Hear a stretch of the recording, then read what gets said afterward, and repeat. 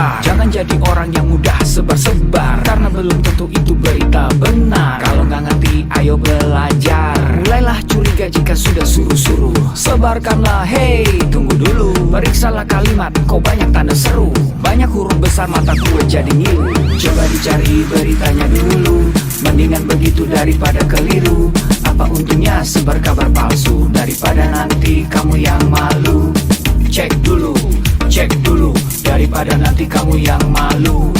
Cek dulu, siapa tahu hoax. Yup. Hello,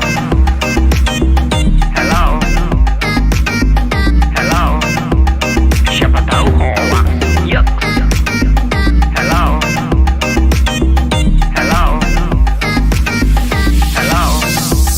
siapa tahu hoax. Hoax itu konten yang negatif, tujuannya itu ya provokatif. Paling cocok buat orang yang sensitif.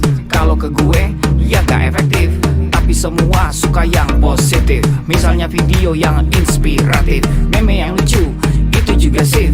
Positif, kreatif, dan produktif. Coba dicari beritanya dulu, mendingan begitu daripada keliru. Apa untungnya sebar kabar palsu, daripada nanti kamu yang malu. Cek dulu, daripada nanti kamu yang malu. Cek dulu, siapa tahu hoax. Yup. Hello,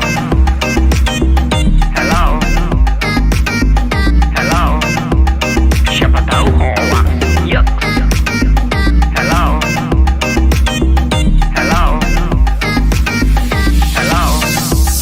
siapa tahu hoax.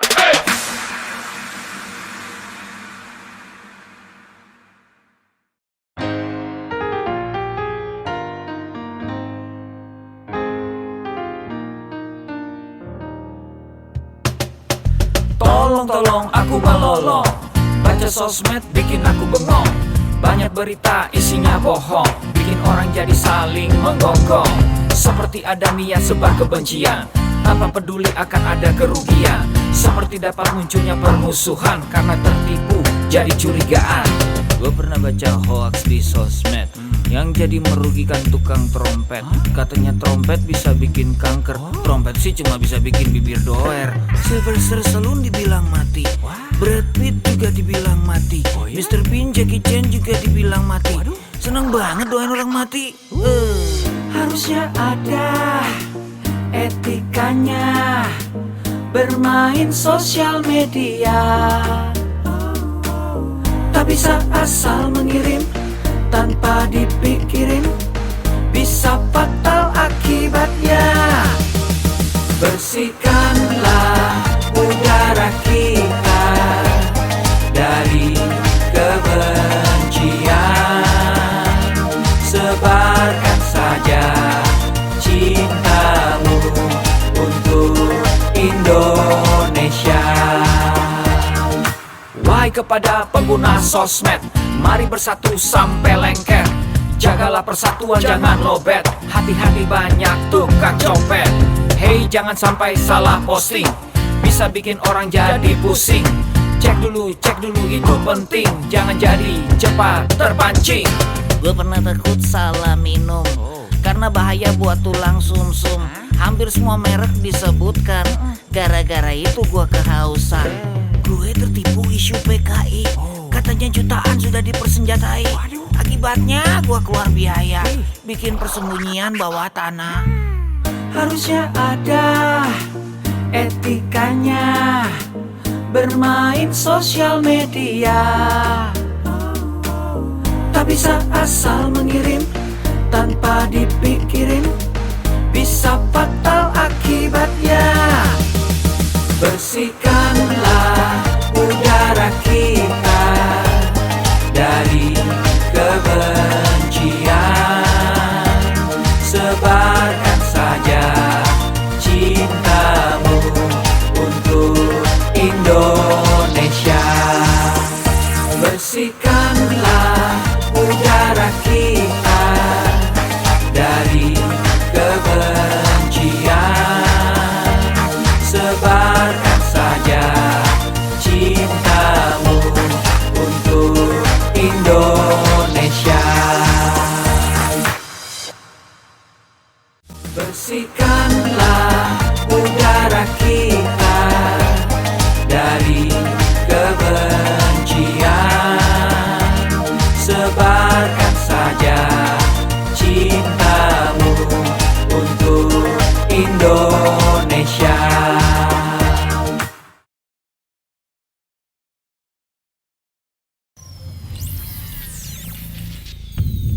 Selamat datang di Indonesia Makin Cakap Digital. Langsung dari 34 provinsi, 514 kabupaten kota. Diikuti lebih dari 500.000 talenta digital. Inilah Indonesia Makin Cakap Digital.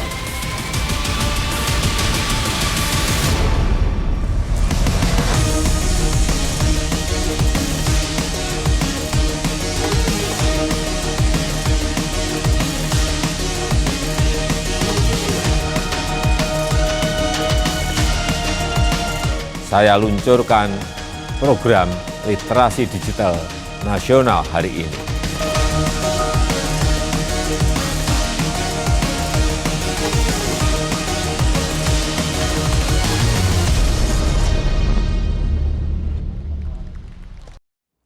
Halo, selamat siang Kota Singkawang, Kalimantan Barat. Kembali berjumpa dalam acara Indonesia Makin Cakap Digital yang digelar oleh Kementerian Komunikasi dan juga Informatika dengan tema hari ini adalah menjadi cerdas di era digital.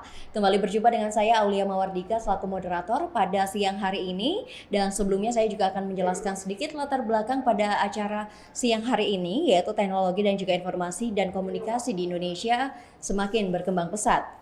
Hampir semua orang memiliki akses yang mudah terhadap internet dan berbagai informasi, di mana hal ini dibuktikan oleh angka penetrasi pengguna internet di Indonesia yang mencapai 73,3%. Berangkat dari fakta tersebut, Presiden Republik Indonesia Joko Widodo menetapkan percepatan transformasi digital untuk mencapai Digital Nation sebagai salah satu visi utama dalam masa pemerintahannya yang kedua, dan salah satu programnya adalah pembangunan sumber daya manusia talenta digital. Dan sesuai dengan arahan visi Presiden di atas, Kementerian Komunikasi dan juga Informatika bersama dengan mitra jejaring JNL di Siberkreasi telah menyusun sebuah peta jalan literasi digital tahun 2021-2024 untuk meningkatkan partisipasi digital masyarakat, mendorong pengembangan ilmu pengetahuan masyarakat di bidang TIK dan digital, serta mendorong tingkat kecakapan transformasi digital dalam pemanfaatan teknologi baru. Kita segera bergeser ke acara berikutnya, yaitu ada sejumlah tata tertib yang harus saya bacakan, dan saya harap ini dipatuhi oleh teman-teman narasumber dan juga peserta. Yang pertama, saya mohon untuk selalu mengikuti protokol kesehatan. Yang kedua, silahkan selalu mematikan mic kecuali narasumber yang sedang memberikan materi, dan selalu menyalakan atau mengaktifkan kamera video. Lalu tidak diperkenankan coret-coret di layar, tidak diperkenankan menyela pada saat narasumber sedang berbicara. Hanya boleh bertanya pada sesi tanya jawab, dan silahkan segera mengerjakan pretest dan juga post-test yang akan di-share di kolom komentar. Dan yang terakhir, aplikasi Siberkreasi dapat di-download di App Store dan juga Google Play Store. Kita segera bergeser ke acara berikutnya. Saya harap teman-teman berada dalam sikap sempurna. Bersama-sama kita menyanyikan lagu Indonesia Raya 3 stanza dan dilanjutkan mendengarkan video arahan dari Bapak Presiden Republik Indonesia Joko Widodo.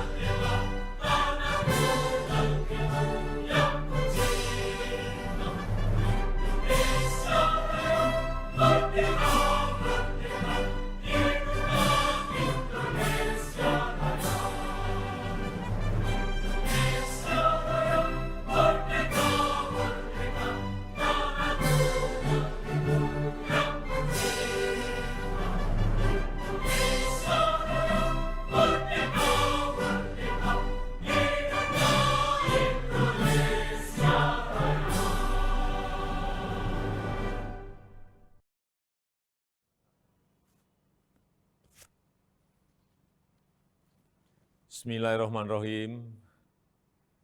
Assalamualaikum warahmatullahi wabarakatuh. Salam sejahtera bagi kita semuanya. Shalom, Om Swastiastu, Namo Buddhaya, salam kebajikan. Yang saya hormati para Menteri Kabinet Indonesia Maju, para Gubernur, Bupati, dan Wali Kota di seluruh tanah air Indonesia, hadirin dan undangan yang berbahagia. Pandemi membuka kesempatan luas bagi kita untuk melakukan transformasi digital secara besar-besaran. Pembangunan infrastruktur digital terus kita percepat.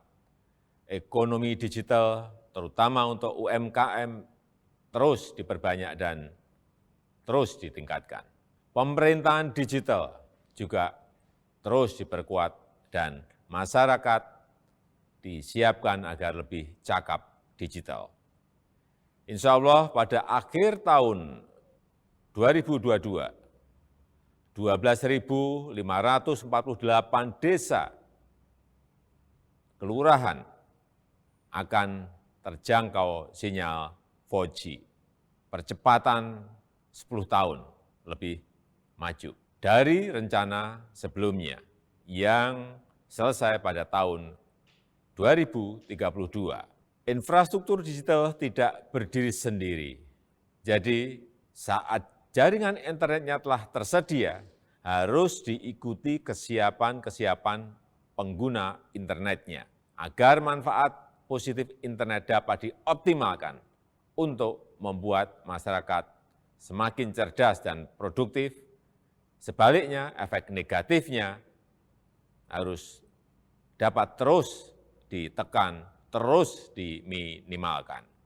Bapak Ibu yang saya hormati, tantangan di ruang digital semakin besar, sangat besar. Konten-konten negatif terus bermunculan. Kejahatan di ruang digital terus meningkat. Hoax, penipuan daring, perjudian, eksploitasi seksual pada anak, perundungan siber, ujaran kebencian, radikalisme berbasis digital perlu terus diwaspadai karena mengancam persatuan dan kesatuan bangsa. Kewajiban kita bersama untuk terus meminimalkan konten negatif, membanjiri ruang digital dengan konten-konten positif, banjiri terus, isi terus dengan konten-konten positif. Kita harus tingkatkan kecakapan digital masyarakat agar mampu menciptakan lebih banyak konten-konten kreatif yang mendidik, yang menyejukkan, yang menyerukan perdamaian. Internet harus mampu meningkatkan produktivitas masyarakat, membuat UMKM naik kelas, perbanyak UMKM onboarding ke platform e-commerce, sehingga internet bisa memberi nilai tambah ekonomi bagi seluruh lapisan masyarakat. Hadirin sekalian, literasi digital adalah kerja besar. Pemerintah tidak bisa bekerja sendirian.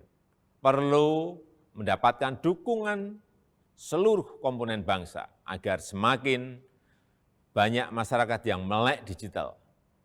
Saya memberikan apresiasi kepada 110 lembaga dan berbagai komunitas yang terlibat dalam program literasi digital nasional ini.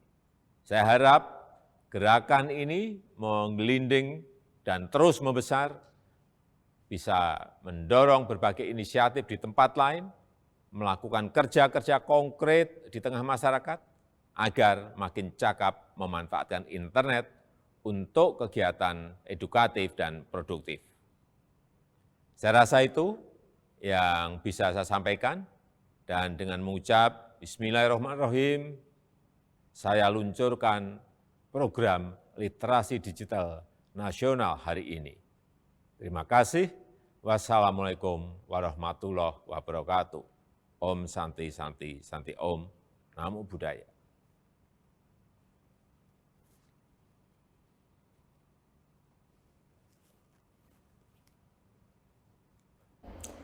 Waalaikumsalam warahmatullahi wabarakatuh. Baru saja kita mendengarkan video arahan yang diberikan langsung oleh Bapak Presiden Republik Indonesia sekaligus membuka acara pada siang hari ini, dan berikutnya kita juga akan mendengarkan sambutan yang akan diberikan oleh Bapak Samuel Abrijani Panggarapan BSC selaku Direktur Jenderal Aplikasi Informatika.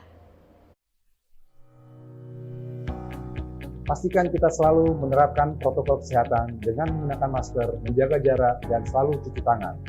Assalamualaikum warahmatullahi wabarakatuh. Salam sejahtera bagi kita semua. Om Swastiastu, Namo Buddhaya, salam kebajikan. Rekan-rekan yang saya hormati, puji syukur kita panjatkan kehadirat Tuhan Yang Maha Esa atas berkat dan rahmat-Nya kita dapat berkumpul secara virtual dalam keadaan sehat di tengah situasi pandemi COVID-19.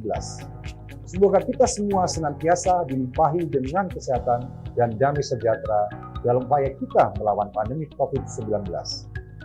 Menjadi kebanggaan tersendiri bagi saya untuk membuka acara ini, di mana acara ini merupakan sebuah kegiatan yang diadakan oleh Kementerian Kominfo bekerja sama dengan Cyber Kreasi di bawah kerangka program literasi digital.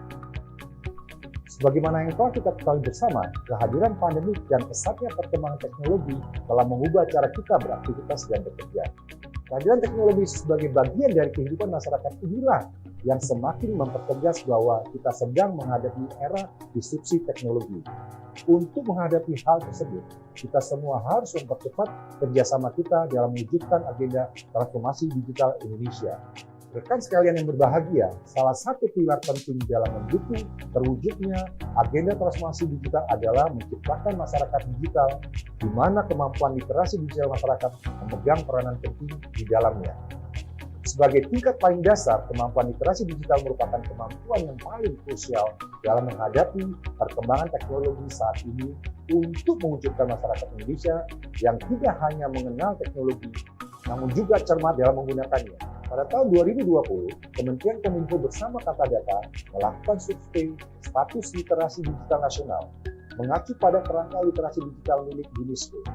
Kajian tersebut menunjukkan bahwa indeks literasi digital Indonesia ada pada angka 3,47 dari skala 1 sampai 4. Di mana hal itu menunjukkan bahwa indeks literasi digital kita hanya ada pada sedikit di atas tingkat sedang, namun belum mencapai tingkat baik.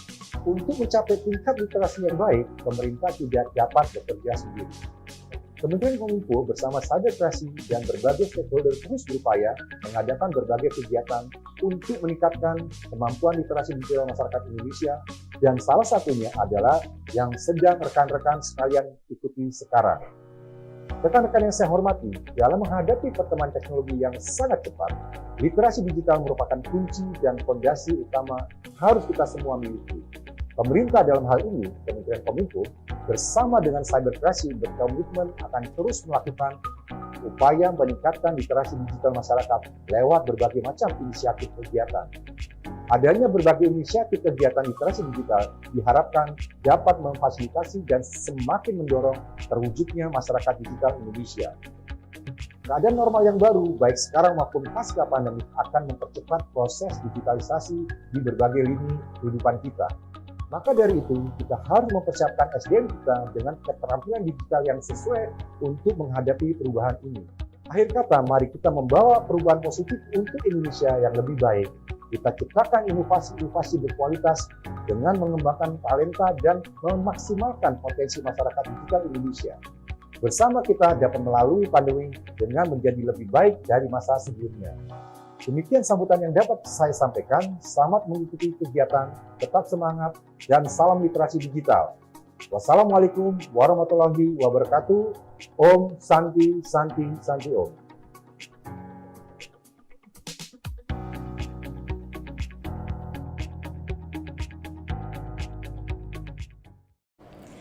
Waalaikumsalam warahmatullahi wabarakatuh. Baru saja kita juga sudah mendengarkan sambutan yang diberikan oleh Bapak Samuel Abrijani Panggarapan BSC selaku Direktur Jenderal Aplikasi Informatika. Dan berikutnya kita akan bergeser ke acara selanjutnya, yaitu sebelum kita mendengarkan pemaparan dari seluruh pemateri yang hari ini hadir untuk menemani kita semua, marilah kita memulai webinar pada siang hari ini dengan berdoa bersama, tidak hanya untuk kelancaran webinar, tapi juga untuk kondisi Indonesia saat ini agar Indonesia segera pulih. Berdoa dipersilakan. Selesai, Baik, Assalamualaikum warahmatullahi wabarakatuh. Selamat siang, Kota Singkawang, Kalimantan Barat. Kembali berjumpa dengan saya Aulia Mawardika, moderator untuk siang hari ini. Saya senang sekali teman-teman peserta sudah hadir dalam webinar siang hari ini yang tentu saja kita akan mendengarkan banyak ilmu pengetahuan yang akan diberikan oleh teman-teman narasumber. Saya perkenalkan keempat narasumber. Yang pertama nanti kita bersama dengan Mas Tif Patinama. Mas Tif adalah digital creator Cameo Project. Lalu yang berikutnya ada Mas Trino Junaidi, seorang owner dari Aksi Studio dan juga Korda dari ICCN Kalimantan 2. Dan yang berikutnya bersama dengan Kak Betari Sekar, seorang public relation dan juga content creator memberikan materi seputar dunia maya dan rekam jejak digital. Dan yang terakhir nanti kita bersama dengan Pak Ansari SHMH, dosen Fakultas Hukum Universitas Muhammadiyah Pontianak. Materinya seputar penggunaan bahasa yang baik dan benar di dunia digital.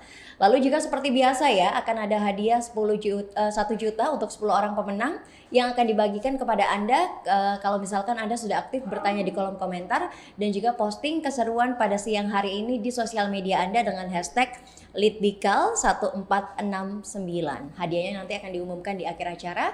Ada hadiah 1 juta untuk 10 orang pemenang. Baik, saya langsung bergeser ke narasumber yang pertama. Saya panggilkan Mas Tif Patinama, seorang digital creator Cameo Project. Materinya seputar bijak di kolom komentar. Halo Mas Tif. Selamat siang Mbak Aulia. Halo, selamat siang. Kita berjumpa lagi. Iya, ketemu lagi. Selamat siang juga para talenta digital di Singkawang ya. Selamat siang juga para narasumber, Pak Trino, Mbak Betari atau Pak Ansari. Salam hormat semuanya, salam kenal. Baik, terima kasih banyak Mas Tif. Hari ini peserta yang gabung juga sepertinya tidak hanya dari Singkawang tapi berbagai daerah turut bergabung begitu ya untuk mengikuti webinar pada siang hari ini. Mas Tif, temanya hari ini tuh bijak di kolom komentar gitu kan. Kalau Mas Tif sendiri, betul. Sebelum kita lebih jauh nih ngobrolin kolom komentar, Mas Tif sendiri penggunaan sosial media itu seperti apa? Tipikal orang yang menggunakan sosial media cukup aktif kah atau hanya cuma cek-recek aja gitu? Gimana Mas?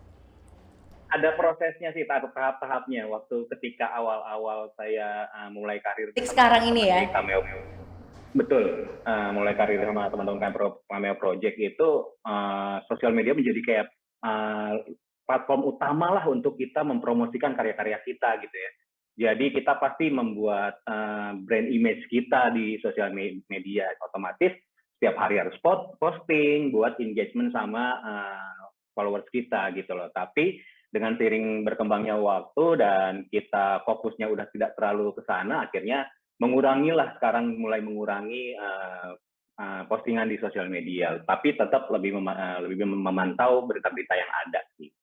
Itu sih kalau sekarang. Lebih memantau berita-berita yang ada. Berarti dulu awal-awal bisa dikatakan mungkin apa ya? Kalau dibilang kecanduan juga ya gimana kalau nggak candu? Karena kan kerjaan juga ya di sosial media ya. Tuntutan kerjaan. Setiap hari harus posting itu malah. Oke, setiap hari harus posting. Tapi kalau Mas Steve sendiri untuk sosial media pribadi gitu, untuk sosial media pribadi begitu ya, bukan untuk kerjaan. Pernah nggak yang sampai benar-benar bangun tidur cek sosial media, lagi ngapain sosial mediaan gitu? Pernah banget. Karena jadi titik itu ya? Bener, karena emang kan digital ini kayak seperti budaya baru ya. Yang tadinya tidak ada koneksi internet, semua informasi cuma bisa kita lewat koran atau televisi atau dengerin radio, tiba-tiba ada internet yang jadi sarana untuk kita terima informasi dari berbagai sumber informasi yang ada gitu loh. Bahkan salah satunya ini media sosial, jadi kayak wah ini informasi baru nih, semuanya bisa kita dapetin di sini nih, nggak perlu lagi nonton TV, nggak perlu lagi baca koran gitu loh, semuanya cukup fleksibel banget, cukup dengan gadget kita bisa dapetin semua, otomatis jadi kebiasaan baru buat kita juga gitu loh. Bangun tidur biasanya nyapa orang rumah dulu atau buat kopi, ini ngecek handphone. Sebelum tidur handphone nggak boleh jauh dari kepala gitu ya. Jadi kayak udah habit baru sih. Tapi sebenarnya kebiasaan-kebiasaan itu bisa, kalau menurut saya pribadi, bisa dibilang buruk gitu loh. Karena merubah kebiasaan atau budaya-budaya yang sudah baik sebelumnya gitu. Makanya sekarang banyak banget orang yang akhirnya kecanduan sama media sosial, seperti itu sih. Iya, saya setuju sih memang kadang-kadang sosial media atau handphone dan segala sesuatu yang menggunakan teknologi itu membuat kita lupa sama dunia nyata karena kita terlalu sibuk dengan kehidupan yang ada di Betul. dunia maya. Mas Tif, dulunya memang seperti itu, tapi kan makin kesini kan tentu sudah makin menyadari bahwa ada dunia nyata yang harus dihadapi begitu, ada kehidupan yang Benar. sebenarnya yang nggak cuma melulu soal sosial media. Bisa berada di titik sekarang lepas dari kecanduan itu semua, hal apa yang bisa yang dilakukan oleh Mas Tif? Pada dasarnya sih sebenarnya lihat perkembangan ketika kalau saya pribadi saya merasanya ketika jalan di mall atau waktu sebelum pandemi nih ya, jalan di mall atau ke tempat nongkrong atau kumpul keluarga, sekarang banyak banget yang generasi nunduk gitu loh. Walaupun lagi jalan rame-rame, tapi nunduk ngeliatin gadgetnya masing-masing. Itu yang membuat saya berpikir, kok kenapa teknologi yang berkembang bukannya menjadikan lebih baik orang itu, tapi malah menjadi memperburuk gitu loh. Karena seharusnya ketika kita ngumpul, ketika kita bersama kerabat kita, bersama keluarga kita, ya harusnya kita ngobrol sama mereka gitu loh. Bukan malah jadinya nunduk lihat handphone. Di tempat makan pun banyak banget kita lihat lah, pasti teman-teman juga sering lihat orang makan bareng-bareng tapi ngelihatnya handphone masing-masing, nggak ngobrol gitu. Justru harusnya kan kita harus menikmati momen yang ada. Harusnya kalau emang lagi ngumpul bareng, ya menikmati momen itu, kita ngumpul bareng, ngobrol bareng, nggak ngelihat handphone masing-masing. Trigger itu sih yang ngerubah, yang saya lihat kenapa jadi makin buruk ya budayanya atau habit kita itu bisa jadi makin buruk. Maka dari itu, makanya saya coba kurangin dengan pemakaian atau ketergantungan sama media sosial sih itu. Oke, mengurangi ketergantungan pada media sosial, tapi habit yang seperti itu memang bisa dikatakan sangat buruk, membuat kita semua melupakan begitu ya kehidupan di dunia nyata seperti apa, kumpul-kumpul jadi sibuk sama handphonenya sendiri-sendiri. Nah, hari ini Benar. Mas Tif temanya bijak di kolom komentar. Kalau tadi kita sudah bertanya seperti apa aktivitas Mas Tif di sosial media, ternyata memang cukup aktif, bahkan pernah ada di taraf yang apa-apa selalu cek gitu ya sosial media. Nah, kalau kita berbicara soal sosial media itu kayak nggak jauh-jauh sama kolom komentar kan Mas ya. Jadi kadang-kadang orang itu bahkan buka sosial media itu cuma buat ngecek ini komennya apa aja sih, atau kadang-kadang komennya lucu-lucu ya, lebih seneng baca komennya daripada postingannya. Nah, soal bijak di kolom komentar yang ingin saya tanyakan yang pertama, Mas Tif pernah nggak sih mendapatkan komentar-komentar yang buruk ketika memposting segala sesuatunya di sosial media? Pernah, pasti pernah lah. Apalagi Yang kayak gimana? Ini yang buruknya yang gimana nih Mas? apalagi kalau di Cameo Project gitu ya. Kalau kita posting konten kita gitu ya, kan di Cameo Project sebenarnya kita basicnya konten itu ada yang inspiring dan juga entertaining. Ada yang menghibur juga gitu, nggak semuanya yang berat-berat gitu ya. Yang menghibur aja masih banyak komen-komen yang nggak lucu atau di dislike gitu ya. Sebenarnya kan selera komedi orang kan beda-beda gitu ya. Kalau emang menurut dia nggak lucu, ya wes gitu. Berarti emang selera komedi kita nggak sama gitu loh. Nggak mesti juga akhirnya dituangin di kolom komen nggak lucu gitu loh. Sebenarnya gitu. Ya, itu baru konten yang menghibur. Konten yang inspiring, kita buat video untuk Indonesia, buat video untuk persatuan, kesatuan, solidaritas di Indonesia, tetap ada yang komen bilang jelek atau ada yang dislike gitu loh. Saya bingung, itu maksudnya ini orang emang bukan orang Indonesia atau bagaimana gitu ya. Terlepas mungkin dia nggak suka sama kitanya sebagai konten kreatornya, tapi seharusnya dengan apa yang kita buat untuk Indonesia kan seharusnya ya bangga juga dong kalian gitu loh, support juga loh, ini untuk Indonesia bukan untuk kita gitu. Tetap ada aja yang akan komen negatif gitu loh. Kalau kata bahasa artisnya, haters gonna be haters, jadi tetap aja bakal ada haters gitu loh. Iya betul. Tapi kadang-kadang haters itu sebenarnya adalah fans yang tersembunyi gitu ya. Haters lalu lama-lama ternyata ngefans. Iya, tapi memang benar Mas. Kadang-kadang kalau komentar-komentar yang muncul seperti itu, padahal gampang aja gitu sebagai pribadi pengguna sosial media, kenapa nggak lebih bijak sih untuk melihat konten-konten kalau emang nggak lucu, ya udah tinggal ditinggalkan saja halamannya tanpa harus meninggalkan rekam jejak digital gitu ya, tanpa harus meninggalkan komentar-komentar yang pada akhirnya memicu komentar jahat lainnya. Nah, dengan komentar jahat tersebut, Mas Tif ada langkah tidak yang dilakukan? Karena kan kalau kita berbicara seorang public figure nih, biasanya public figure itu kan sering mendapatkan komentar negatif yang kadang-kadang mungkin mengarah kepada keluarga, dan mau nggak mau harus ada langkah tegas kayak melaporkan ke polisi atau sebagainya. Tapi kalau Mas Tif ini tipikalnya yang seperti apa? Kalau saya sih nggak terlalu diambil pusing karena rata-rata saya lihat yang komen-komen negatif gitu, mereka sebenarnya cuma ingin mendapatkan perhatian aja sih, cuma ingin mencari panggung aja. Jadi saya diemin aja, nggak dikasih panggung, nggak dikasih perhatian gitu loh. Tapi sebaliknya beberapa kali juga saya kalau lagi iseng malah saya bercandain gitu. Kalau di YouTube itu komennya itu bisa di-pin atau di-highlight gitu. Jadi di peringkat pertama. Jadi ketika ada yang komen negatif, saya tinggal pin aja. Orang lain tuh yang komen di kolom itu malah jadinya akhirnya membalik ke dia gitu loh. Itu jadi bahan ketawaan buat kita. Bahkan beberapa kali malah kita buat konten gitu loh menanggapi komentar-komentar dari netizen ini gitu loh. Jadi kalau saya pribadi sih saya bawa fun sih, nggak sampai ke ranah hukum juga gitu loh. Walaupun banyak banget ya sekarang berita artis-artis mempidanakan netizen Indonesia yang komentar negatif ke mereka gitu ya. Tapi ya itu balik lagi ke personalnya masing-masing. Kalau saya pribadi, saya bawa santai sih sebenarnya.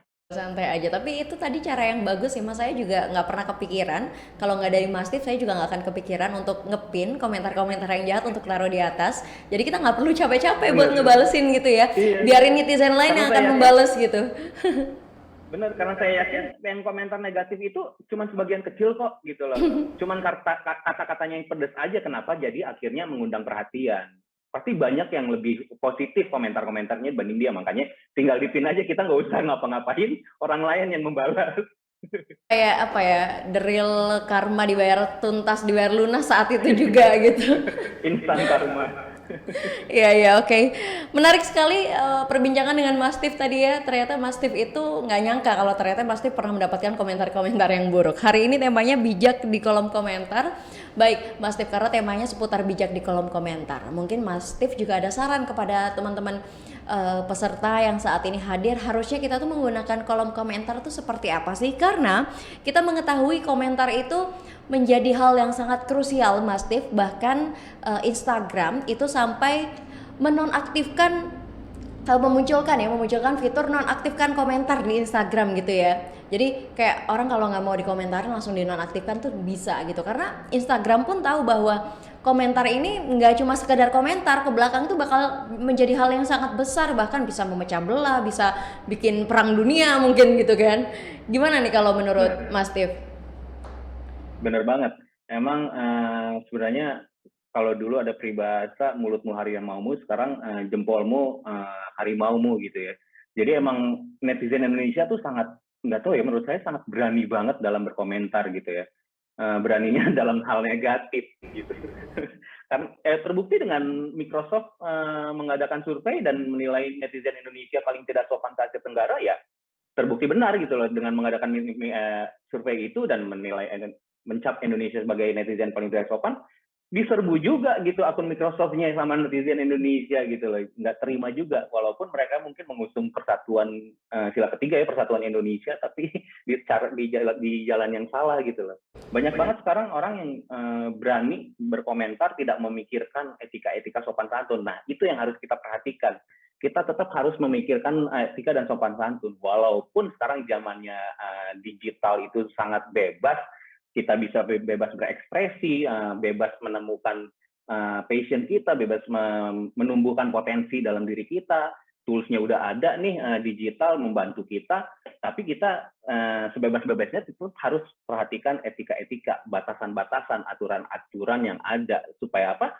Supaya Microsoft tidak menilai Indonesia sebagai netizen yang paling tidak sopan gitu loh. Karena emang itu yang terjadi, banyak banget orang Indonesia yang berkomentar itu nggak memikirkan etika dan sopan santun. Nah, kita harus pikirkan sopan santun, etika kita dalam memposting sesuatu, dalam berkomentar apapun itu di sosial media gitu ya. Selain itu juga kita perlu banget tahu kalau misalkan perilaku kita di sosial media atau di dunia maya itu representasi dari sikap kita di dunia nyata. Jadi bagaimana kita mau dinilai sama orang lain itu kita yang tentukan. Kalau kita berlaku negatif di dunia maya, ya berarti akan dinilai negatif juga sama orang lain gitu loh. Kalau misalnya di dunia mayanya kita suka ngomongin orang, pasti di dunia nyatanya kita sering ngomongin orang gitu loh. Jadi bagaimana kita akan dinilai itu yang balik lagi ke kita gitu pilihannya. Nah, satu hal lagi yang paling krusial menurut aku, banyak banget orang yang diem aja ketika ada konten negatif atau postingan negatif atau komentar negatif terhadap sesuatu gitu ya. Banyak orang yang diem gitu loh, dibiarkan aja. Nah, kita harus berani menegur sih menurut saya. Kalau misalnya lihat ada komentar yang mengarah kepada ujaran kebencian, berani tegur orang itu, kasih tahu kalau misalkan komentar itu salah. Tapi menegur pun kita harus punya etikanya, harus ada sopan santunnya, nggak bisa kasar juga gitu loh, malah jadi sama jadinya, malah nggak jadi lebih baik gitu kan. Nah itu sih yang bisa saya sampaikan gitu. Kita harus benar bijak banget, kita harus pakai banget sopan santun. Udah diajarin kok kita dari kecil, dari guru kita, dari orang tua kita, cara sopan santun, cara budaya kita orang Indonesia itu baik-baik kok gitu loh. Jadi jangan sampai akhirnya sekarang malah jadi budayanya berubah, budayanya dirusak sama orang-orang yang nggak bertanggung jawab. Itu sih. Siap, menarik sekali. Terima kasih banyak Mas Steve untuk materi yang sudah diberikan. Tapi saya mau izin Mas Steve, ini tadi ada yang DM ke Instagram saya, DM secara pribadi, dia bilang katanya ngefans banget sama Mas Steve. Akun Instagramnya atas nama Dipta_Hima88. Kak tolong salamin ya ke Mas Steve, saya idola banget sama dia. Semoga salamnya sudah nyampe dan semoga Mas Dipta hari ini juga menyimak. Sudah saya sampaikan langsung ya ke Mas Steve.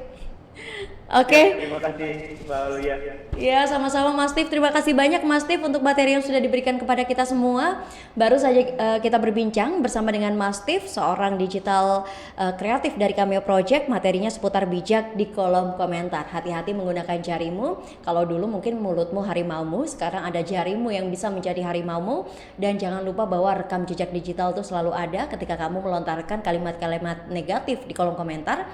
Secara otomatis itu seperti akan membuat kamu menjadi yang kayak tabur tuai. Jadi kamu menabur hal yang negatif, kamu harus bersiap untuk mendapatkan hal yang negatif pula. Terima kasih banyak Mas Steve untuk materi yang sudah diberikan. Kita bergeser lagi ke narasumber berikutnya.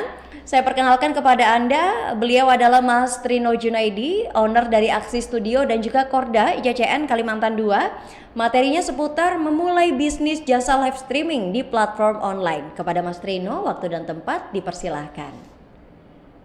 Terima kasih Mbak Aulia.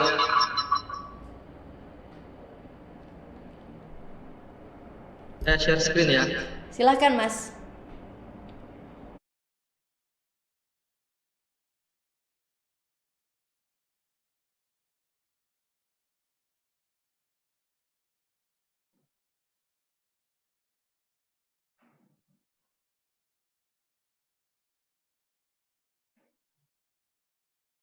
Ya. Terima kasih sekali lagi. Assalamualaikum warahmatullahi wabarakatuh. Selamat siang, salam sejahtera bagi kita semua. Nama budaya, salam kebajikan. Seperti yang diperkenalkan oleh Mbak Aulia, saya salah satu pelaku industri kreatif di Kota Singkawang, bergerak di bidang audiovisual. Salah satunya streaming event dan lain-lainnya, dan juga dipercaya oleh teman-teman sebagai ketua komunitas kreatif yang ada di Kota Singkawang yang kami beri nama Ruang Muda Kreatif Singkawang. Tadi saya tertarik banget tuh yang dibilang sama Mas Steve tentang headline ya, kali komen negatif di headline aja gitu ya, komenin nama yang suka sama kita gitu. Dan juga ternyata Mas Steve serius banget ya di sini ya. Saya senang banget tuh nonton receh battle gitu ya, yang sama UU dan sebagainya. Benar sekali. Terus saya langsung aja ke materi. Di masa pandemi ini kita sangat sedih ya, karena cukup tinggi data yang saya ambil dari Kompas ini per bulan Juli ya, itu yang meninggal akibat COVID 29.032 orang, cukup tinggi. Dan di Kota Singkawang juga cukup tinggi kematian diakibatkan oleh COVID ini. Jadi saya mengingatkan kembali kepada teman-teman, tetap patuhi protokol kesehatan teman-teman, himbauan-himbauan pemerintah ya. Yang belum vaksin silakan vaksin, yang sudah tapi bukan berarti harus lengah, tetap harus terapkan 5M, memakai masker, mencuci tangan, menjaga jarak, dan membatasi ruang gerak kita. Nah, dampak pandemi ini saya kira bukan hanya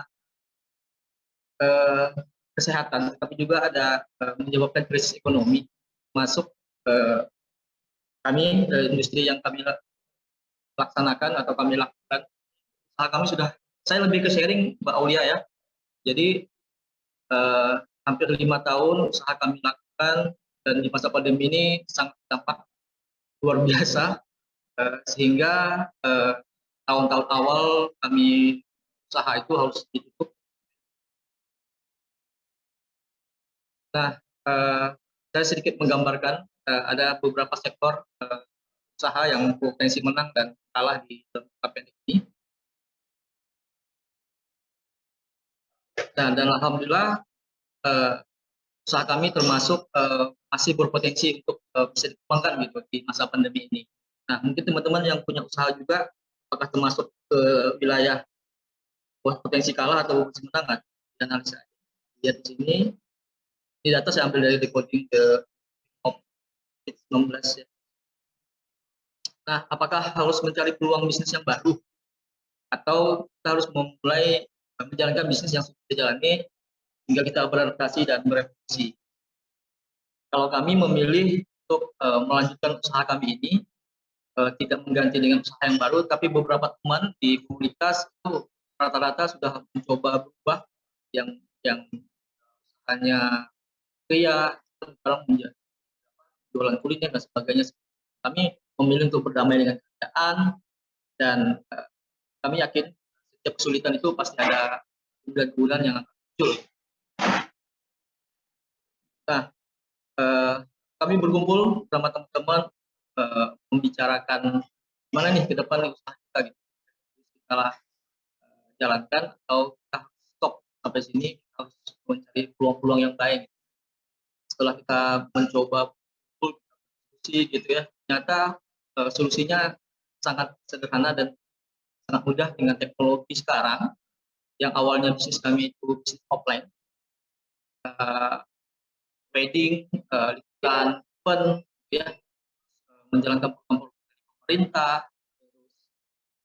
meliput kegiatan komunitas dan sebagainya, perusahaan dan lain-lain. Ternyata solusinya depan mata gitu.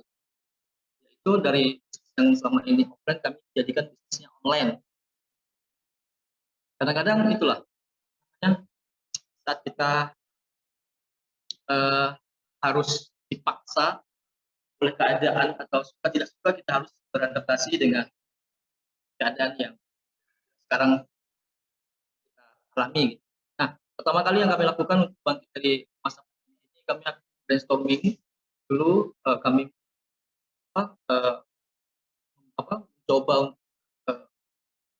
mencari ide-ide ataupun mengembangkan bisnis ini, ataupun beradaptasi dengan mencari referensi dari buku, dari YouTube, dari media sosial lainnya, ya. Kami brainstorming, terus kami merubah model bisnis yang kami jalani, yang awalnya tadi offline menjadi online. Terus kami coba menawarkan di model bisnis kemudian tadi, kami mencoba klien-klien yang lama yang sudah bekerja sama dengan kami, yaitu perusahaan ataupun dinas-dinas terkait, teman-teman yang kemarin sempat berhenti, ya, seperti sudah yang booking gitu, mau acaranya diliput, weddingan atau apapun itu, kami hubungi kembali, kami tawarkan, ternyata ada beberapa yang tertarik, dan dari situ kami baru memberanikan diri untuk investasi perlengkapan lagi. Karena ada beberapa alat yang karena selama ini kami memang fokus di offline tadi, sekarang harus di online. Berikutnya kami mencoba untuk investasi alat, kami promosi online, dan tahun ke-6 bulan terakhir ini alhamdulillah omset kami meningkat gitu. Yang tahun pertama kami stagnan karena fokusnya bukan untuk bisnisnya, tetapi fokusnya ke masalah. Tahun yang kedua ini kami fokusnya untuk mengembangkan bisnis kami. Nah, peluang bisnis di live streaming itu ternyata cukup banyak, teman-teman. Nah, ini ada beberapa yang kami Jadi yang pertama live instansi, yang dulunya kami live-nya offline, sekarang kami alihkan ke online. Ada live event olahraga. Beberapa kali, alhamdulillah di Kalimantan Barat, jadi Kota Singkawang, untuk sekolah sekarang mulai mulai lagi dibolehkan pemerintah. Terus nanti mudah-mudahan di bulan depan itu ada juga diadakan di Kota Singkawang, dan kami salah satu partner nanti untuk live streamingnya. Wedding sekarang teman-teman sudah live juga, dan karena keluarga dari yang wedding itu kan tidak semuanya bisa hadir gitu. Masalah beberapa kota juga yang masih PPKM dan sebagainya, nah, itu sangat memungkinkan sekali online. Terus ada podcast, ada live pemakaman juga ada. Nah, kami beberapa kali kemarin melaksanakan live pemakaman ya, dari keluarga yang jauh yang tidak bisa hadir di pemakaman keluarganya yang ada di Kota Singkawang, mereka bisa menyaksikan. Nah, ada juga live ulang tahun, undangan dan sebagainya. Jadi selama pandemi ini kami merasa jadi lebih kreatif dan lebih membuat ini sangat terbantu gitu, dan menjadi sebuah masalah. Nah, ini beberapa kami lakukan. Ya, nah, mulai bisnis live streaming ini, yang pertama sangat mudah dan sangat sederhana, dan beberapa peralatan mungkin teman-teman sudah memiliki juga, paling tinggal masih beberapa peralatan yang lainnya. Yang pertama PC atau laptop. Terus yang pasti kamera. Kamera ini yang penting kameranya ada kabel HDMI yang bisa colok HDMI atau SDI. Apakah itu mikro atau makro juga bisa. Yang ketiga itu audio. Kalau kami menggunakan mic-nya, terus ada mixing. Nah, mixing ini opsional. Maksudnya bisa digunakan dan harganya lumayan mahal juga. Jadi bisa menggunakan ini atau kita langsung ke kamera dan laptop. Nah, yang berikutnya Coder ini aplikasi ya. Aplikasi atau encoder ada dua macam. Tentunya ada hardware yang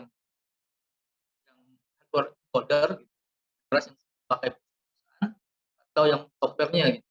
Saya sih menggunakan yang software-nya saja. Banyak bisa di Google gitu. Ada Pemix, ada OBS, banyak lah. Tinggal nanti yang kira-kira yang mana memudahkan teman-teman untuk melakukan live streaming.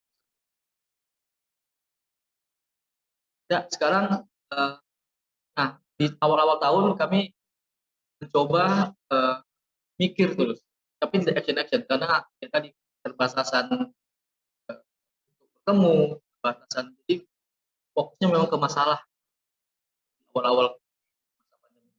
Tapi setelah ini kalau enggak, karena tabungan sudah mulai menipis teman-teman, terus teman-teman karyawan sudah mulai gelisah gitu, gimana depannya nih, bisa bantu terus kan. Jadi setelah kami mikir, ini cara juga buat teman-teman nih, jangan hanya mikir doang, harus ada action-nya gitu. Jangan sampai hanya selesai dengan pikir dan tapi tidak berbuat. Nah, saya tertarik juga dengan yang dibicarakan tadi Pak Presiden Jokowi, yaitu jangan sampai gitu ya. Dan di masa pandemi ini kita memang lagi dalam keadaan susah, tapi jangan sampai membuat kita berhenti berkarya dan membuat kita jadi tidak lagi menghasilkan sesuatu karya gitu ya. Dan mari kita di dunia maya ini sesuatu yang karya yang positif, itu yang saya pegang terus disampaikan oleh Pak Presiden Jokowi. Mungkin itu saja Mbak Aulia yang saya sampaikan. menyampaikan, yang bisa kita sharing pengalaman kami di Singkawang dengan teman yang ada yang ikut di Zoom meeting ini. Baik, terima kasih banyak Mas Trino untuk materi yang sudah diberikan kepada kita semua seputar memulai bisnis jasa live streaming di platform online. Mas Trino, seorang owner dari Aksi Studio dan juga Korda ICCN Kalimantan II. Silahkan pertanyaan yang ditujukan kepada Mas Trino untuk tulis di kolom komentar. Nanti akan dibacakan di sesi akhir saat kita di sesi tanya jawab. Saya langsung saja geser lagi ke narasumber berikutnya. Saya panggilkan Kak Betari Skar. Kak Betari Skar seorang public relation dan juga content creator. Materinya seputar dunia maya dan rekam jejak digital. Kepada Kak Betari, waktu dan tempat dipersilahkan. Selamat siang semuanya, selamat siang juga untuk para narasumber dan teman-teman dari literasi digital. Dan saya izin share untuk materi saya pada hari ini mengenai digital safety, yaitu rekam jejak di era digital. Sebelumnya perkenalkan, saya Betari Skar Ayu, saat ini sebagai public relation di salah satu construction company di Indonesia, dan saya juga sebagai content creator sudah hampir 6 tahun di bidang beauty, skincare, ataupun makeup. Dan kalian sebelumnya udah tahu belum sih, saat ini kita sedang berada di era digital atau era 4.0, di mana era digital itu mampu membuat hidup kita lebih mudah dengan adanya internet. Dan hampir semua orang dapat berkomunikasi dengan mudah, lalu mencari sebuah pencarian dengan mudah, lalu mencari informasi dengan mudah, dan semuanya serba mudah dengan adanya situs dan aplikasi penunjang kerja. Orang mampu bekerja lebih mudah, jadi semuanya bisa dengan secara virtual. Di sisi lain juga, penggunaan internet dapat menghasilkan jejak digital jauh lebih banyak dibandingkan dari waktu-waktu sebelumnya. Nah, dunia digital saat ini memberikan masyarakat tempat dan teknologi dan dapat memudahkan kita dalam beraktivitas setiap harinya. Sebagai pengguna teknologi, nggak dapat dipungkiri nih, kita ada yang namanya aspek-aspek tertentu dan kita harus memperhatikan juga mengenai keamanan kita di dunia digital atau disebut dengan digital safety. Dalam keseharian setiap hari, pasti kita terkadang sadar ataupun nggak sadar untuk meninggalkan jejak di dunia digital. Nah, penggunaan digital ini biasanya melekat dengan kehidupan sehari-hari. Seperti misalkan kita mengakses perangkat lunak, terus gawai, dan terlebih menyambungkan diri kita dengan internet. Kita juga memberikan akses kepada pihak lain untuk mengetahui biasanya kebiasaan kita setiap harinya karena kita turut langsung di dunia digital saat ini. Teknologi saat ini juga semakin canggih.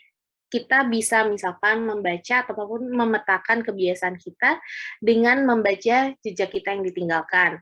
Mulai dari hal yang sederhana seperti penggunaan peta digital seperti misalkan ada Waze ataupun Gmaps atau Google Maps.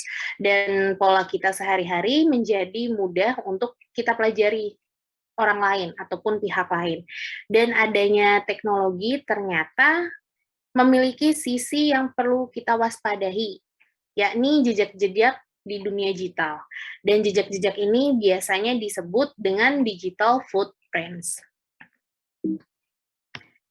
Nah, tahu nggak sih jejak digital ini dapat membentuk ataupun mengabadikan sebuah gambar tentang siapa kita yang ada di dunia digital, yang bisa jadi lebih detail dari yang kita bayangkan. Dan kita lakukan saat melakukan aktivitas daring, penting juga kita harus mengetahui jenis-jenis jejak yang kita tinggalkan dan apa sih efeknya di kemudian hari. Nah, jejak digital itu apa sih? Jejak digital yaitu jejak data yang muncul ketika kita menggunakan internet dalam bentuk dan sumbernya itu bermacam-macam, dari situs yang kita kunjungi, lalu penggunaan email, kita nge-send email ke orang lain, dan informasi lain yang kita store ke berbagai layanan online. Jejak digital itu terdiri dari dua, ada jejak digital pasif sama aktif. Nah, ini aku bakal jelasin dulu yang pasif. Nah, jejak digital pasif ini, biasanya data itu ditinggalkan tanpa disadari oleh pengguna ketika menggunakan internet ataupun digital. Contohnya aja ketika kita mengunjungi sebuah situs, maka server tempat situs itu tersimpan dan menyimpan alamat IP kita. Dari alamat IP yang dikenali dengan istilah Internet Service Provider ataupun ISP, lalu yang dipakai termasuk perkiraan lokasi pengakses situs tersebut. Dan alamat IP ini kecuali dalam statis, ini akan terus berubah dan tidak menyimpan informasi secara personal pemakainya. Namun, alamat ini tetap masuk dalam kategori jejak digital. Contohnya aja, jejak digital pasif ini seperti kita search history, yang biasanya disimpan oleh mesin pencarian. Nah, di sini kalau bisa, rajin untuk ngehapus yang namanya search history, kan biasanya ada pilihan-pilihan. Nah, ini sebaiknya untuk kalian untuk membersihkan search history di aplikasi ataupun di internet. Lalu yang kedua ada jejak digital aktif. Nah, kalau misalkan jejak digital aktif ini data atau informasi yang dengan sengaja kita unggah di internet. Seperti misalkan kita mengirimkan email, ini adalah contoh dari jejak digital aktif. Karena kebanyakan orang menyimpan email itu secara online, dan pesan yang dikirim lewat email cenderung akan tersimpan dalam jangka waktu yang lama. Sebaiknya ketika kita menyimpan data-data pribadi, jangan di email, kita harus punya storage sendiri, jangan ditaruh di email karena kita nggak pernah tahu apakah akan ke-hack atau enggak email kita. Dan jejak digital aktif yang paling populer saat ini seperti blog ataupun media sosial.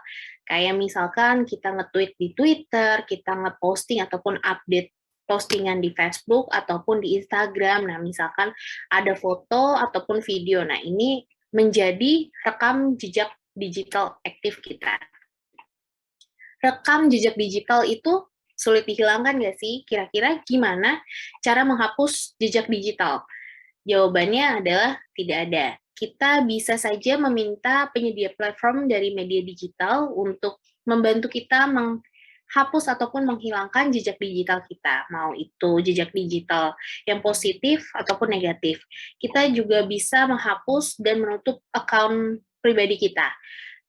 Balik lagi, karena konteks ini adalah konteks kehidupan digital, kita tidak pernah hidup sendiri. Di luar sana banyak orang-orang yang mungkin sudah terlebih dahulu menangkap jejak digital kita.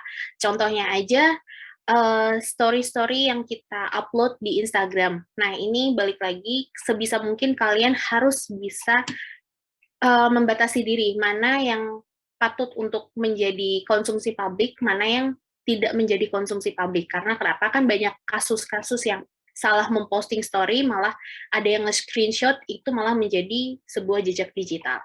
Dan jika misalkan ada juga pengarsipan dokumen pribadi yang pernah kita unggah. Nah, ini juga harus hati-hati juga. Jika kejadiannya seperti ini, maka hampir amat sangat mustahil kita dapat menghapus jejak digital tersebut secara utuh. Cara yang bisa dilakukan untuk menjaga jejak digital yang positif dan aman, ini ada 5 langkah. Yang pertama, kita harus memilah informasi yang akan disebar apakah berdampak baik atau tidak. Jangan sampai kita menyebar informasi pribadi kita, seperti nomor telepon, nomor password ataupun KTP, terus password apapun itu, dan alamat rumah. Langkah kedua, jangan kalian mudah percaya mengenai berita-berita yang beredar. Kalian harus menjauhi yang namanya phishing dengan tidak mengklik sembarangan link-link yang tersebarluaskan oleh orang-orang. Yang ketiga, coba kalian gunakan password-password yang sulit untuk diretas oleh orang lain. Jangan membuat password yang paling gampang dengan nama diri kita sendiri, ataupun tanggal lahir kita, atau mungkin paling gampang adalah kita sekolah di mana, terus kita bikin itu adalah sebuah password. Dan langkah keempat, jangan tinggalkan jejak digital yang negatif. Kalian harus meninggalkan jejak-jejak digital itu yang positif. Jadi balik lagi, kalian harus berwaspada untuk bermain sosial media, karena bisa jadi banyak orang yang sudah menangkap duluan postingan-postingan kalian sebelum kalian hapus. Dan yang kelima, jangan tergesa-gesa. Kalian bisa konsultasi apabila menerima informasi yang menyebabkan tidak nyaman ataupun tidak aman. Di sini gimana caranya kita untuk menjaga identitas kita di dunia digital? Ada 5 langkah juga. Pertama itu jangan sampai kita memposting, menyebarluaskan mengenai informasi pribadi kita, lalu informasi keluarga, lalu ada juga tentang masalah pribadi, jangan kalian share-share di sosial media kalian.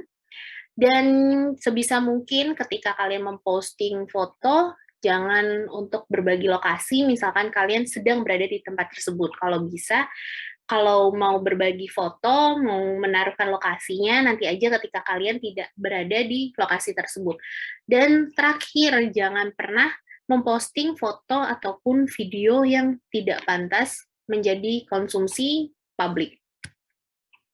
Cara lain untuk mengelola jejak digital kita adalah dengan cara mempelajari dan menerapkan prinsip-prinsip dari literasi digital. Nah, ini makanya penting banget kalian harus belajar mengenai literasi digital, jadi tidak sembarangan kalian menggunakan media-media digital saat ini, kalian harus berhati-hati juga, dan jejak digital itu bisa kalian temukan dengan mudah dalam bentuk foto maupun video, dan informasi-informasi di sosial media. Nah, kira-kira jejak digital milikmu ini adalah kumpulan dokumen digital maupun akun digital yang telah kamu buat ataupun sudah kalian unggah. Dan demikian, terima kasih banyak. Aku kembalikan kembali ke moderator. Baik, terima kasih banyak Kak Betari Sekar untuk materi yang sudah diberikan kepada kita semua seputar dunia maya dan rekam jejak digital. Sekali lagi, saya yakin peserta di sini sudah menggunakan sosial media dan pasti para peserta ini adalah para pengguna sosial media yang bijak menggunakan sosial media sehingga sangat berhati-hati untuk memposting segala sesuatu atau mungkin berkomen segala sesuatu agar tidak menimbulkan rekam jejak digital yang negatif. Terima kasih banyak Kak Betari untuk materi yang sudah diberikan kepada kita semua. Masih ada satu narasumber lagi yang akan memberikan materi untuk kita semua seputar penggunaan bahasa yang baik dan benar di dunia digital. Kepada Pak Ansari SHMH selaku dosen Fakultas Hukum Universitas Muhammadiyah Pontianak, waktu dan tempat dipersilahkan, waktunya 20 menit. Ya, terima kasih Mbak Aulia. Assalamualaikum warahmatullahi wabarakatuh. Saya coba share screen presentasi saya.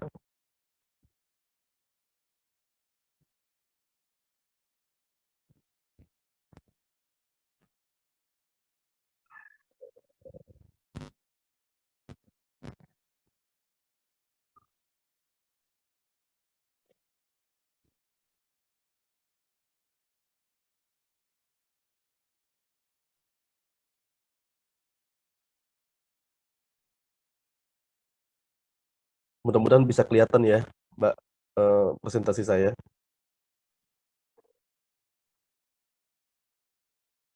Oke, Assalamualaikum warahmatullahi wabarakatuh. Alhamdulillah, salatu wassalamu ala rasulillah wa alihi wa ashabihi wa mawalah mabadu. Saya Ansari, dosen Fakultas Hukum Universitas Muhammadiyah Pontianak. Hari ini diberikan materi tentang budaya digital. Kalau sebelumnya juga di Pontianak sempat saya mengisi agenda literasi digital ini dengan tema digital etik atau etika budaya, dan kemudian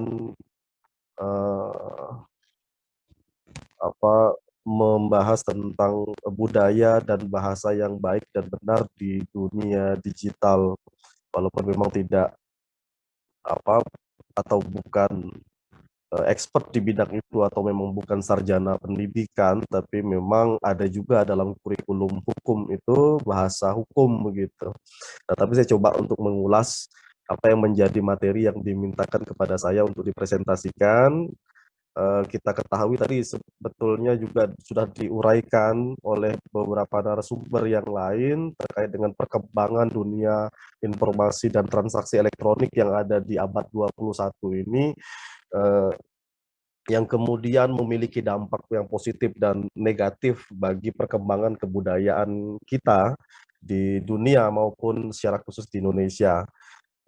Abad 21 itu merupakan era digital yang mendobrak cara pandang konvensional kemudian menjadi super digital. Kita ingat First Industrial Revolution atau revolusi industri yang pertama 1.0 itu hanya sekedar revolusi industri di bidang mesin uap, tenaga air, angin, matahari, itu sekitar di tahun 1784 kalau tidak salah saya. Kemudian yang kedua 2.0 energi listrik itu kemudian menjadi produksi massal untuk kemaslahatan masyarakat di dunia atau seluruh manusia di dunia begitu. Kemudian 3.0 tahun 1969 teknologi informasi dan elektronik itu kemudian diterapkan pada sistem otomatik produksi. Nah, itu sudah mulai diterapkan sampailah kemudian masuk ke era revolusi industri 4.0 di abad 21 sekarang ini, teknologi digital, kemudian teknologi wireless dan big data secara masif dan terintegrasi itu diterapkan dengan kegiatan manufaktur begitu. Nah, hal itu yang kemudian saya katakan tadi mendobrak cara pandang konvensional secara kebudayaan lebih khusus menjadi super digital. Perilaku budaya kemudian menjadi limbung dalam menghadapi perubahan yang begitu sangat cepat. Saya kira semua narasumber ini mengalami proses itu. Mulai tadi di awal tahun 1990-an, semuanya serba konvensional, dan itu seringkali saya lihat dipaparkan oleh para narasumber karena melewati proses-proses itu. Mulai dari yang tadinya tidak ada perangkat komunikasi kemudian menjadi ada dalam bentuk yang sangat standar dan terbatas sifatnya. Kemudian laptop hari ini yang kita gunakan juga tidak ada, hanya menggunakan mesin tik kalau dulu itu, kemudian menjadi komputer yang dalam bentuk perangkat yang besar, terbatas juga sistemnya. Kalau tidak salah saya DOS Lotus, warna layarnya hanya biru, teksnya warna putih, hanya script dan kode-kode atau coding-coding HTML yang ada dalam gambar, belum tervisualkan dengan baik seperti sekarang ini. Kemudian juga sudah ada media sosial dulu, ada Yahoo Messenger, MIRC ya, kemudian email juga dan seterusnya, sampai dengan sekarang sudah begitu banyak media sosial yang hinggap dan kemudian berdampingan hidup bersama kita. Hal tersebut memiliki dampak kebudayaan, pergeseran kebudayaan secara masif dengan dampak positif dan negatif. Saya lihat coba mengulas sedikit terkait dengan definisi budaya dan bahasa.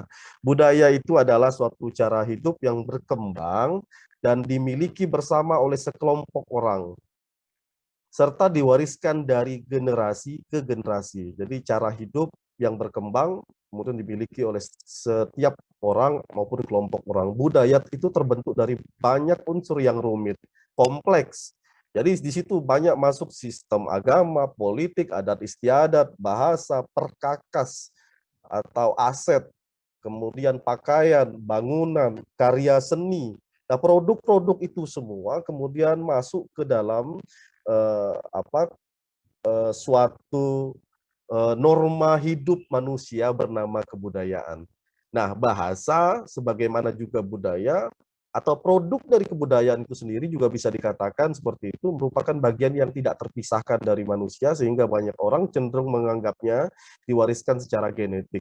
Seseorang bisa berkomunikasi dengan orang yang berbeda, berbudaya, dan menyesuaikan perbedaan di antara mereka, sehingga membuktikan bahwa budaya bisa dipelajari. Nah, itu saya kutip dalam buku Human Communication, konteks-konteks komunikasi. Kemudian dampak atau tantangan digitalisasi dalam kebudayaan. Teknologi digital telah merebut posisi manusia sebagai produsen kebudayaan. Jadi sistem-sistem atau coding-coding yang diciptakan untuk menciptakan semua aplikasi atau perangkat-perangkat sistem informasi, komunikasi digital dan seterusnya, itu menempatkan peran-peran manusia itu bergeser cukup jauh. Maka dari itu kemudian budaya juga menjadi limbung. Karena tadi yang memproduksi itu adalah manusia, hari ini kemudian menjadi sistem yang dimasukkan ke digitalisasi begitu. Nah, kemudian manusia, sebagian orang merasa hidup dalam kekosongan makna. Karena interaksi itu tidak tidak berlangsung secara head to head, kepala per kepala atau manusia. Jadi sebagian hidupnya sudah melalui fasilitas digital. Kemudian ini tantangannya. Kemudian tidak semua orang mampu menjalani hidup yang begitu cepat berubah. Nah, itu saya ingat sekali dari awal tahun 2000 atau di akhir 1990-an sampai dengan sekarang begitu sangat cepat. Komputer, perangkat-perangkat tersebut yang tadinya kita kalau mau komunikasi dengan teman, kalau kami di kampung di Kalimantan Barat ini kalau mau ketemu dengan teman satu dengan teman yang lain harus pakai sepeda, jalan jauh, kalau teman itu keluar kami nunggu dulu. Kalau sekarang tinggal telepon, cepat ketemu dan seterusnya, lebih mendekatkan yang jauh begitu. Tapi dampak negatifnya juga menjauhkan yang dekat gitu. Ada orang beranggapan juga seperti itu. Kemudian fakta versus fenomena hyperrealitas. Keadaan yang sebenarnya terjadi, kemudian muncul suatu norma sekarang ini oleh ilmu semiotika dan filsafat pasca modern disebut dengan hiperrealitas, untuk menjelaskan ketidakmampuan kesadaran hipotesis untuk membedakan mana kenyataan dan mana fantasi. Nah, ini yang dihadapi khususnya di dalam budaya pasca modern yang berteknologi tinggi pada abad 21 ini. Kemudian apa jawaban dan jalan keluarnya secara kebudayaan? Saya belum masuk ke bahasa, nanti saya masuk ke bahasa karena waktu yang juga cukup singkat. Nah, langkah pengembangan budaya bangsa di era digital yang harus dilakukan, sudah tiba saatnya sekarang bangsa Indonesia, bangsa kita mengubah paradigma menjadi mengglobalkan kearifan lokal, lokal dan mengglobal begitu. Jadi bukan lagi tidak bicara soal nasionalisme sudah selesai, tapi kearifan-kearifan lokal yang ada di wilayah-wilayah seluruh Nusantara ini dengan akses yang begitu cepat dan gampang. Dengan adanya digitalisasi ini kita bisa menjangkau ke Amerika, kita bisa menjangkau ke Rusia, ke China, New Zealand, Australia, Jepang dan seterusnya dengan sangat singkat dan waktu yang sangat cepat. Itu maka kemudian kita yang bisa sangat berperan untuk memberikan influence atau pengaruh kearifan lokal kita, keadaban kita kepada orang-orang luar. Artinya kita yang memiliki tanggung jawab sosial tersebut.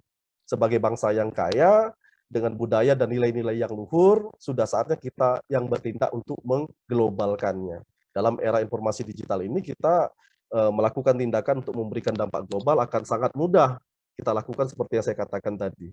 Teknologi global akan membantu bangsa ini lebih memudahkan atau mengendalikan kearifan lokal secara mondial atau secara global tadi itu, atau internasional. Nah, pengembangan nilai-nilai luhur dan potensi lokal harus mampu memperkokoh jati diri bangsa dan kemandirian bangsa sesuai dengan falsafah negara kita, Indonesia, yaitu Pancasila.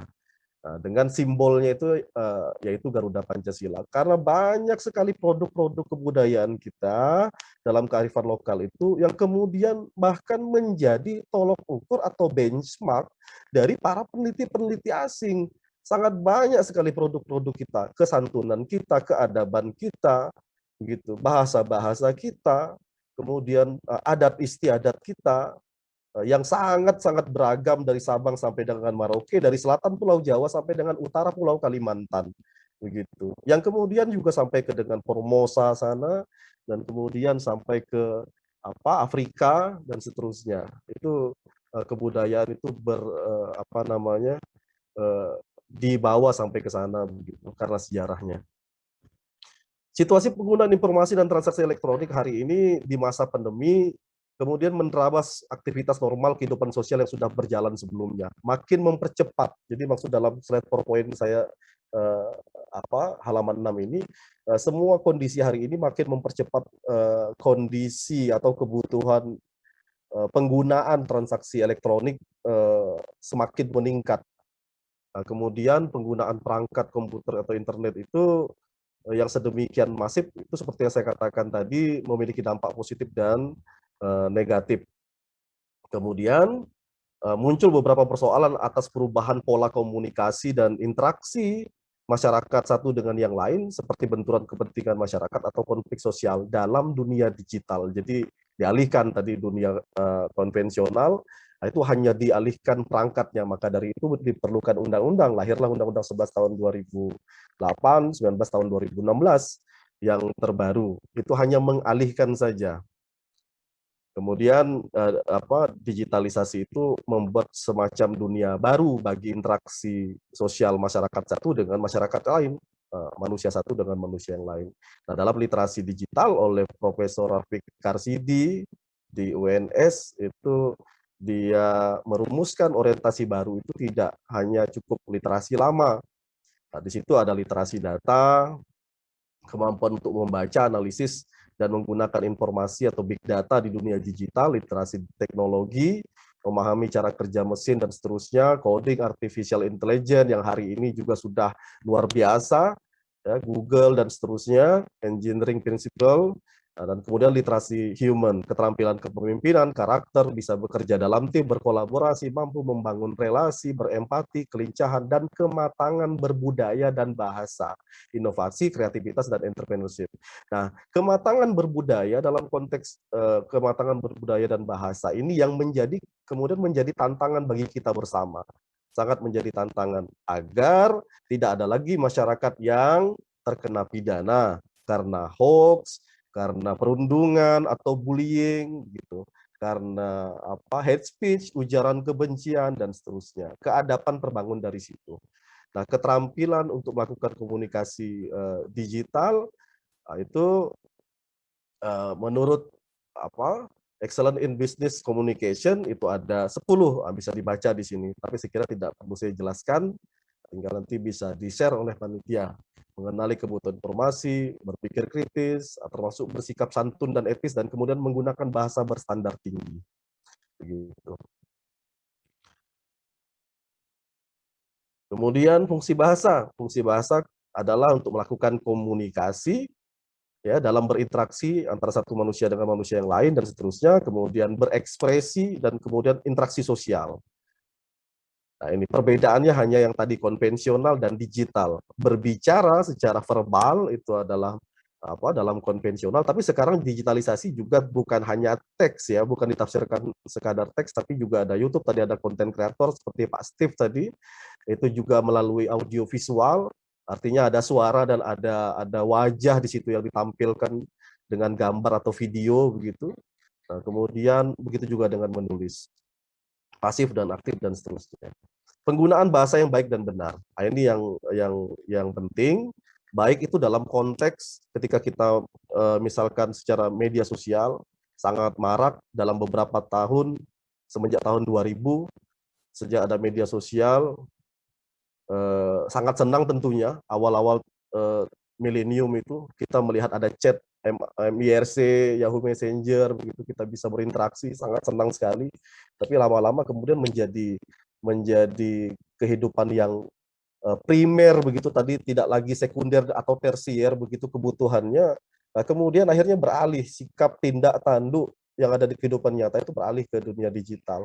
Nah, konteks penggunaan bahasa itu harus baik ragam bahasa, pilihan-pilihan ragam bahasa, kemudian pesan apa yang disampaikan itu harus menjadi tolok ukur dalam penggunaan bahasa yang baik dan benar. Kemudian terkait dengan benar, itu adalah aturan, tentu ada aturan dalam penggunaan bahasa, kemudian kaidah bahasa dan kecendekiaan, kecerdasan, keintelektualan.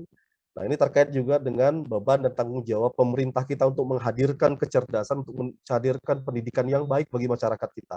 Apalagi sekarang digitalisasi itu tidak hanya dijangkau oleh masyarakat yang ada di perkotaan atau urban, tapi sampai ke perbatasan sudah. Jadi masyarakat juga menggunakan internet sampai dengan perbatasan atau ujung atau ke ujung kota kabupaten yang ada di perbatasan wilayah Kalimantan Barat misalkan. Beberapa minggu yang lalu saya baru habis dari perbatasan sana. Eh, Kemudian komunikasi efektif ya dalam penggunaan bahasa, ada teknis dan non teknis. Nah, secara non teknis ya kita harus sabar dalam berkomunikasi, dalam berinteraksi di media sosial maupun dalam perangkat digital yang lain. Husnuzon artinya kita harus berprasangka baik karena teks ini lebih krusial, tidak bisa kita tafsirkan dengan nada, dengan omongan, dengan mimik muka dan seterusnya. Jadi memang harus berbaik sangka, kemudian rendah hati, menjaga mulut dan tulisan. Kemudian teknisnya, diksi misalkan, pilihan kata-kata, pilihan frasa-frasa, pilihan kalimat-kalimat yang baik dan benar tadi seperti yang sudah diuraikan, struktur, intonasi, patis, alih kode, emotikon yang digunakan, kemudian baku itu juga tidak mesti kaku. Saya kira itu dari saya. Ini jenis pelanggaran hukum di bidang ITE akibat dari pergeseran budaya dan bahasa. Nah, hal tersebut diatur dalam KUHP kita, Kitab Undang-Undang Hukum Pidana, tapi kemudian karena dia menggunakan perangkat digital, maka kemudian dibuatlah undang-undang yang baru untuk mengakomodir, untuk menciptakan perangkat yang bisa mewadahi kehidupan baru kita ini di era abad 21. Dari hoax, hate speech, perundungan, kemudian dan delik yang lain. Nah, ini undang-undang yang diatur terkait dengan informasi dan transaksi elektronik yang menjadi sumber hukum kita dalam bertransaksi elektronik atau berkomunikasi di dunia digital. Saya kira cukup dari saya. Terima kasih moderator.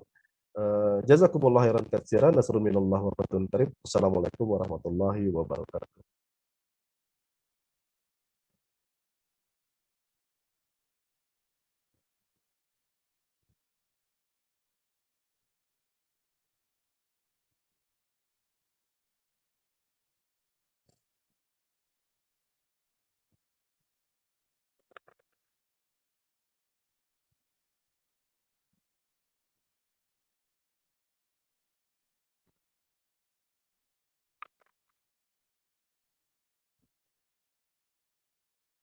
Saya kembalikan ke moderator.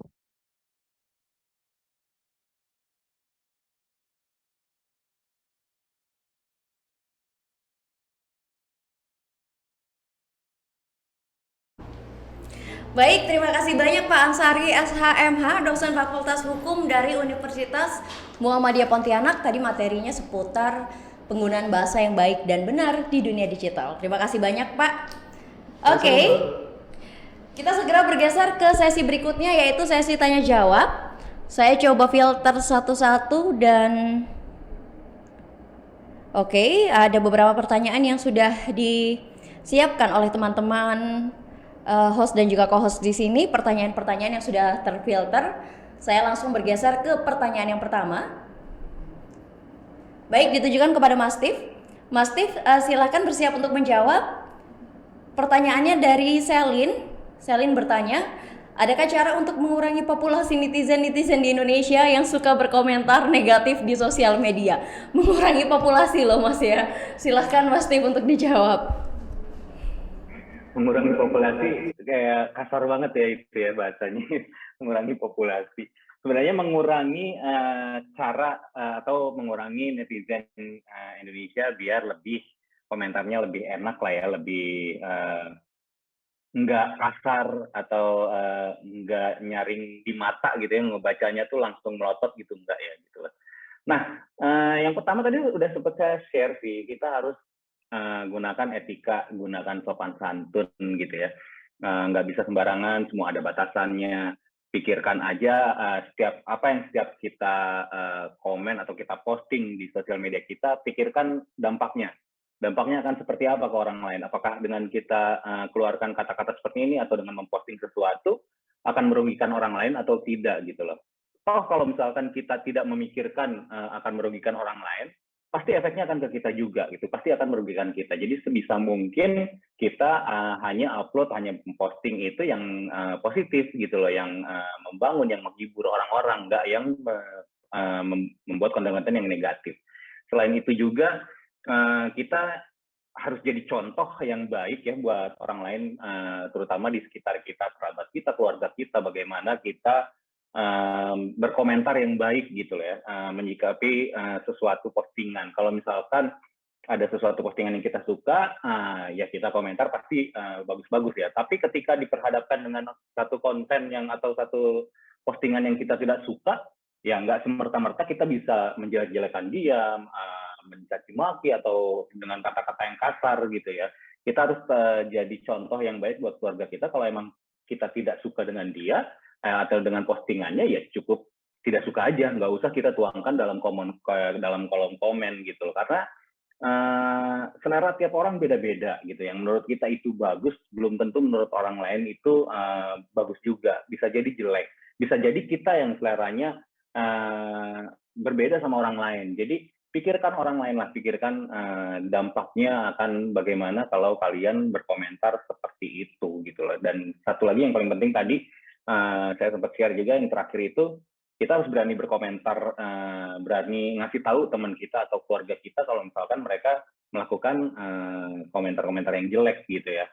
Intinya gini, bagaimana kita berkomentar itu akan dilihat sama orang lain, dan ini jejak digital yang nggak akan pernah lihat gitu loh. Mau kita nanti 5 tahun ke depan akan jadi seperti apa, kalau misalnya hari ini kita meninggalkan jejak yang jelek, pasti akan terlihat juga di masa datang, pasti akan dibawa terus gitu, akan diungkap terus sama orang gitu loh. Jadi kita tinggalkan jejak digital saat ini itu yang baik-baik, yang bijak-bijak, supaya apa? Di depannya kita akan mendapatkan kebaikan juga, dan supaya juga generasi penerus kita di bawah ini, di bawah nanti, entah anak kita, entah anak-anak yang lebih muda dari kita itu bisa melihat budayanya itu emang sudah benar gitu. Jangan sampai akhirnya komentar negatif itu menjadi kebiasaan, menjadi budaya yang dianggap biasa saja buat anak-anak di bawah kita. Maka dari itu tugasnya kita adalah membenarkan apa yang salah. Itu sih yang bisa saya jawab, mudah-mudahan terjawab. Tadi Baik. penanyanya lupa. Tadi penanya atas nama Selin. Terima kasih banyak Mas Ya, Steve Selin, untuk mudah-mudahan terjawab. Terima kasih. Baik, terima kasih Mas Steve untuk jawaban yang sudah diberikan. Mungkin arahnya tidak mengurangi populasi ya, karena itu bahasanya kasar banget kalau sampai mengurangi populasi. Benar. Tapi betul yang disampaikan Mas. Mengurangi kebiasaan sebenarnya. Iya, betul. Mengurangi kebiasaan sesuai dengan yang disampaikan oleh Mas Steve bahwa jangan mengurangi populasi, tapi mengurangi kebiasaan atau mungkin merubah kebiasaan yang dulunya adalah kebiasaan negatif ketika bersosial media, tapi dirubah ke dalam kebiasaan yang positif dan membawa pengaruh yang positif juga dan dampak yang baik untuk sekitar ketika menggunakan sosial media. Terima kasih banyak Mas Steve untuk jawaban yang sudah diberikan. Baik, dari Mas Steve, kita bergeser lagi ke narasumber yang berikutnya.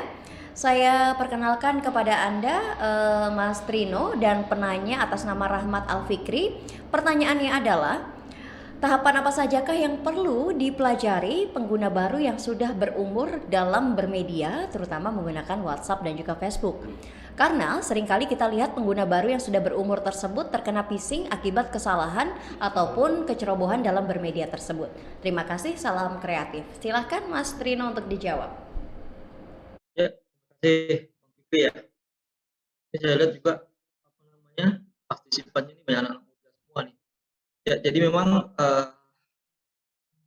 dilema ya di zaman sekarang ini, kemajuan teknologi yang sangat luar biasa. Generasi yang di bawah milenial itu harus beradaptasinya luar biasa juga gitu, karena mereka kalah pintar atau kalah cepat anak-anak mereka. Memang yang harus dilakukan untuk supaya tidak terjadi kesalahan di dalam menggunakan media sosial ini, mereka harus menjadi contohan gitu, contohan generasi muda yang lainnya ikut dalam di dunia maya ini, bisa menjaga dan positif edukasi juga gitu, seperti dewasa seperti itu. Nah, terkait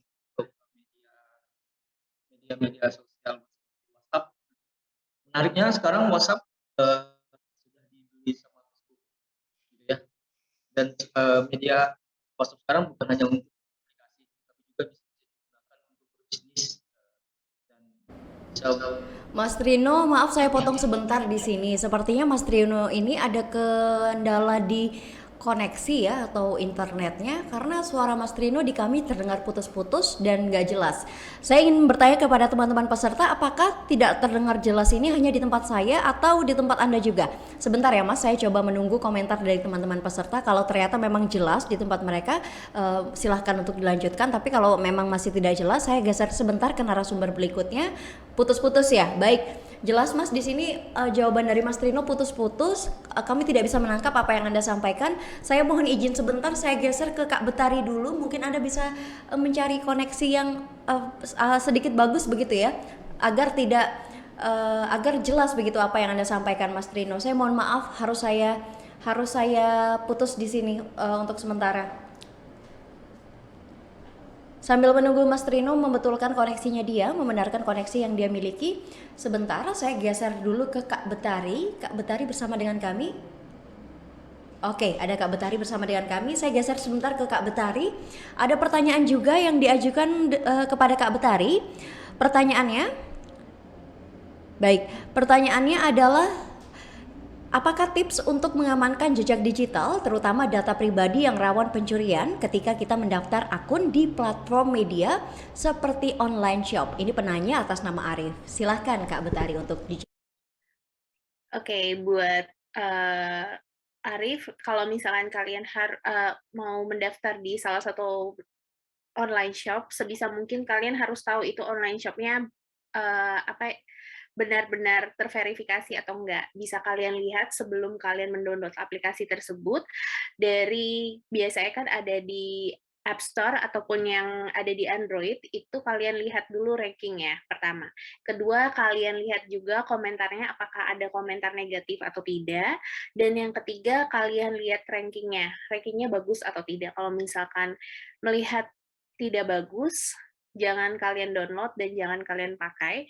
Dan selanjutnya, sebisa mungkin kalian lebih berhati-hati untuk berbelanja di online shop. Misalkan kalian menyambungkan juga ke kredit card, itu kalian harus selalu update mengenai kredit card kalian, karena banyak banget untuk ibaratnya terputus kayak gitu antara kredit card sama online kalian, itu malah ada kebocoran yang terjadi pemakaiannya. Nah, itu kalian harus berhati-hati juga, kalian harus ngecek terus setiap bulannya, dan selanjutnya sebisa mungkin kalian harus seenggaknya 3 bulan sekali kalian merubah password pada online tersebut. Seperti itu, Kak. Baik, terima kasih banyak Kak Betari untuk jawaban yang sudah diberikan. Paling tidak sering-sering merubah password, tapi jangan sampai untuk dilupakan gitu ya, karena password tersebut harus selalu diingat. Dan pentingnya untuk selalu merubah itu kayak merefresh gitu ya, agar kalau dulu mungkin ada 1-2 orang yang tahu, semakin berganti agar tidak diingat sama orang yang mungkin juga tahu password online shop kita seperti apa. Terima kasih banyak Kak. Passwordnya jangan yang gampang ditawar. Benar-benar terima kasih Kak Betari. Bikin password yang jangan sampai terlalu dikenal orang, karena password yang saat ini sudah booming, sudah banyak yang mengetahui, itu kayak tanggal ulang tahun, nama belakang, mungkin atau ada tanggal jadian. Jadi hal-hal seperti itu jangan sampai digunakan untuk penggunaan password. Usahakan semakin susah password, semakin susah seseorang membobol akun-akun Anda, akun sosial media, akun online shop dan sebagainya. Dan diharapkan juga menggunakan password yang walaupun susah, jangan lupa untuk selalu mengingat atau mencatat di tempat-tempat yang aman atau tempat pribadi. Terima kasih banyak Kak Betari untuk jawaban yang sudah diberikan. Oke, saya bergeser lagi ke Pak Trino. Semoga sudah jelas untuk... Oke. Sebentar, kita coba cek Pak Trino dulu. Pak Trino, tadi ada kendala di sinyal ya. Semoga sudah bisa bergabung. Gimana, Mbak Aulia? Jelas? Halo, Mas Trino, halo. Halo, Mbak. Jelas suaranya? Oke, sudah lebih jelas. Tadi pertanyaannya sudah saya bacakan, mau saya ulangi lagi atau langsung saja dijawab? Ya, kalau nggak salah tentang hal apa saja ya yang saya dipelajari oleh itu modal media sosial, betul ya? Iya, silahkan untuk dijawab. Ya. Ya, yang pertama bukan aja untuk perlakuannya sama mungkin ya, itu generasi tua atau generasi muda gitu, yang memang bermedia sosial itu harus berhati-hati gitu ya, tidak menyebar hoax, gitu, tidak menggunakan media sosial ini untuk hal-hal yang negatif. Nah, yang paling penting sekarang adalah bagi kita bagaimana caranya media sosial ini bukan hanya untuk berkomunikasi saja sesama teman atau sesama keluarga gitu, tapi kita gunakan media sosial ini untuk hal-hal yang menebarkan kebaikan, kan sesuatu yang karya, mungkin kita menghasilkan sebuah karya. Dan juga sekarang media sosial bisa kita gunakan juga untuk berbisnis, terutama WhatsApp sekarang sudah dibeli sama Facebook kalau nggak salah, dan juga bisa digunakan untuk berbisnis, untuk memperluas bisnis yang kita tekuni. Itulah kira-kira, tidak ada tips ataupun apa itu untuk supaya kita tidak ceroboh. Yang pasti harus berhati-hati karena jejak digital ini sangat berbahaya, terekam selama-lamanya, dan pelajari terus, jangan sampailah terkena hukum gitu ya, karena sekarang undang-undang IT sangat luar biasa ya, kepleset sedikit kita bisa terkena hukum. Seperti itu kira-kira, Mbak Aulia. Cukup jelas ya suaranya? Terdengar dengan jelas, Mas. Terima kasih banyak, Mas Trino, untuk jawaban yang sudah diberikan. Walaupun sedikit putus-putus, tapi kami sudah menangkap apa yang Anda sampaikan dengan jelas. Semoga cukup menjawab pertanyaan yang diajukan oleh Mas Rahmat Al-Fikri. Terima kasih, Mas Trino, untuk jawabannya. Masih ada satu pertanyaan lagi yang ditujukan kepada Pak Ansari. Pak Ansari penanya atas nama Rahmat, dan pertanyaannya adalah, dalam perjalanan di era digital, banyak budaya atau kearifan lokal bangsa kita yang sudah terpublish di media. Bagaimana cara mengamankan budaya leluhur kita yang sudah dipublish di media agar tidak di-copyright atau mungkin ditiru oleh bangsa lain? Terima kasih. Silakan untuk dijawab, Pak. Silakan untuk dijawab, Pak Ansari. Ya, ya, penanya tadi ada 3 pertanyaan kalau tidak salah sih di kolom chat, tapi salah satunya aja ini Rahmat Al-Fikri itu terkait dengan kekayaan intelektual, terkait dengan kebudayaan kita yang berkembang kemudian diejawantahkan dalam bentuk digital. Ini sekarang sudah banyak sekali video, lagu, lagu kebangsaan, bukan selain dari lagu kebangsaan, lagu-lagu yang diciptakan terkait dengan kebudayaan yang ada di Indonesia. Nah, kemudian dipublikasi itu kekuatannya secara nasional, hukum terkait dengan kekayaan intelektual kita itu sudah kokoh, sudah baik, dan lembaga-lembaganya sudah sangat banyak. Dan kemudian di tingkat internasional, hubungan diplomasi bangsa kita di dunia sudah sangat baik sekarang, dan saya kira tidak lagi terdengar atau belum lagi ada terdengar kasus-kasus penjiplakan atau terkait dengan copyright terhadap kearifan lokal kita yang kemudian ditiru oleh bangsa lain. Itu sudah tidak lagi. Kalau dulu memang terdengar di awal-awal era digitalisasi ini ada kasus semacam itu, tapi sekarang saya kira sudah tidak lagi ada atau minim sekali. Tapi pada dasarnya untuk menjaga kehormatan bangsa dan negara kita, memang negara kita harus kuat, terutama secara internasional, membangun daya tawar atau posisi yang baik dan kuat di tengah-tengah negara-negara internasional. Saya kira itu jawaban saya terkait dengan copyright atau ditiru oleh bangsa lain tadi. Baik, terima kasih banyak Pak Ansari untuk jawabannya. Tentu juga Indonesia sudah memiliki data ya, kebudayaan-kebudayaan apa saja yang menjadi warisan leluhur kita, dan sepertinya itu juga sudah dipatenkan ya Pak ya. Jadi ketika ada negara lain mungkin yang meniru, kalau mungkin meniru masih diperbolehkan asalkan tidak mengklaim. Kalau mengklaim itu yang menjadi bahaya, karena sekali lagi budaya bangsa kita sudah dipatenkan oleh negara kita sendiri, sehingga kalau sudah diklaim oleh negara lain harus ada langkah hukum yang dilakukan, karena kalau sudah kategori mengklaim mungkin maksudnya sudah bagian mencuri, begitu ya Pak ya kalau dari hukum.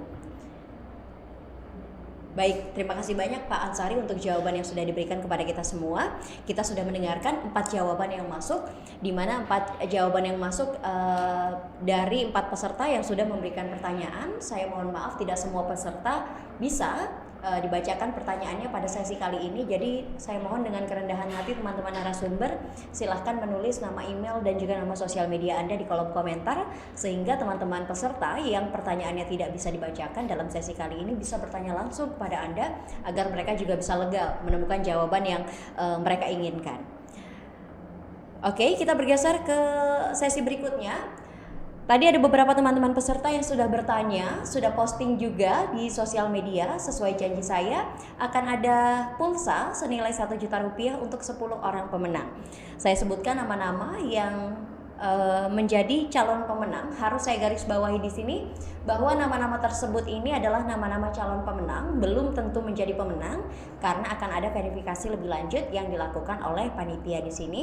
Jadi silahkan Anda terus pantau Instagram litdik.kalimantan. Dari Instagram tersebut nanti akan diumumkan apakah nama kalian menjadi pemenang atau tidak. Ada beberapa verifikasi yang harus dilakukan, misalkan Anda sudah follow atau belum Instagram litdik.kalimantan. Dan juga kalau misalkan Anda sudah pernah menjadi pemenang, secara otomatis Anda gugur. Karena pemenang hanya bisa memenangkan sesi selama 1 kali.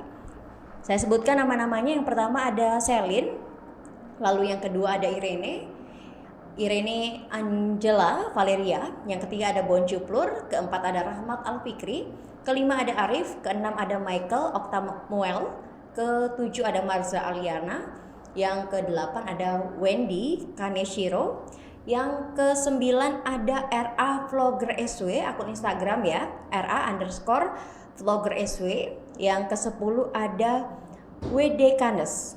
Jadi akun terakhir adalah WD Kanes, akun Instagram calon pemenang. Baik, nama-nama tersebut silahkan untuk terus pantau Instagram litdik.kalimantan. Nanti dari sana akan diumumkan lebih lanjut apakah ternyata nama Anda berhak untuk mendapatkan hadiah pulsa 1 juta untuk 10 orang pemenang. Kita sudah melalui seluruh sesi acara, sudah menjawab pertanyaan-pertanyaan yang masuk dan juga sudah mendengarkan materi-materi yang masuk dari teman-teman narasumber. Tiba waktunya kita untuk bergeser ke sesi berikutnya sekaligus penutupan. Saya persilahkan teman-teman untuk menyalakan kameranya, kita foto bersama. Ini berlaku untuk seluruhnya teman-teman narasumber, teman-teman peserta, silahkan untuk menyalakan kameranya. Kita foto bersama mengabadikan momen ini sebelum acara ditutup. Ada berapa slide kita? Ada 2 slide, silahkan seluruhnya menyalakan kamera. Yuk kita foto bareng sebelum acaranya ditutup. Teman-teman narasumber yang kameranya masih belum menyala, silahkan dinyalakan dulu. Gayanya boleh bebas, mungkin boleh meniru Mas Trino yang tangannya metal gitu ya Mas Trino ya. Metal abis gitu ya Mas ya. Oke, yuk menghadap ke kamera, kita foto bersama untuk slide yang pertama. Silahkan Anda lihat di layar. Kalau ternyata wajah Anda ada di slide pertama, bersiap untuk berpose. Saya countdown dari sini saat ini juga. Bersiap. Boleh tangannya diangkat. 1, 2, 3. Oke, kita geser lagi ke slide berikutnya. Kalau Anda tidak ada di slide pertama, mungkin Anda ada di slide kedua. Jadi silahkan untuk bersiap. Yang kameranya masih belum dinyalakan, silahkan untuk dinyalakan. Kita foto bersama. Oke, 1, 2, 3.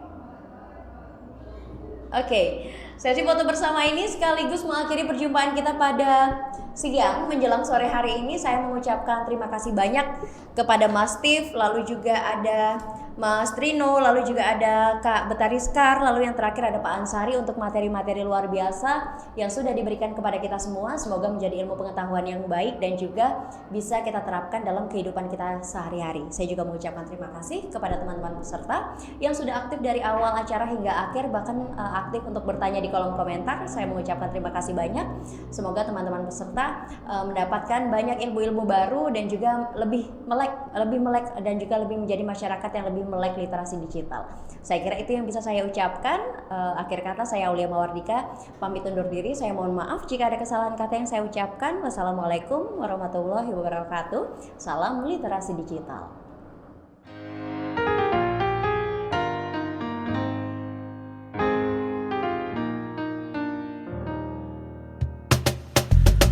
Tolong aku balolo, baca sosmed bikin aku bengong. Banyak berita isinya bohong, bikin orang jadi saling menggonggong. Seperti ada niat sebar kebencian, tanpa peduli akan ada kerugian. Seperti dapat munculnya permusuhan karena tertipu jadi curigaan. Gue pernah baca hoax di sosmed yang jadi merugikan tukang trompet. Katanya trompet bisa bikin kanker, trompet sih cuma bisa bikin bibir doer. Sylvester Stallone dibilang mati, Brad Pitt juga dibilang mati, Mr. Bean, Jackie Chan juga dibilang mati. Seneng banget doain orang mati.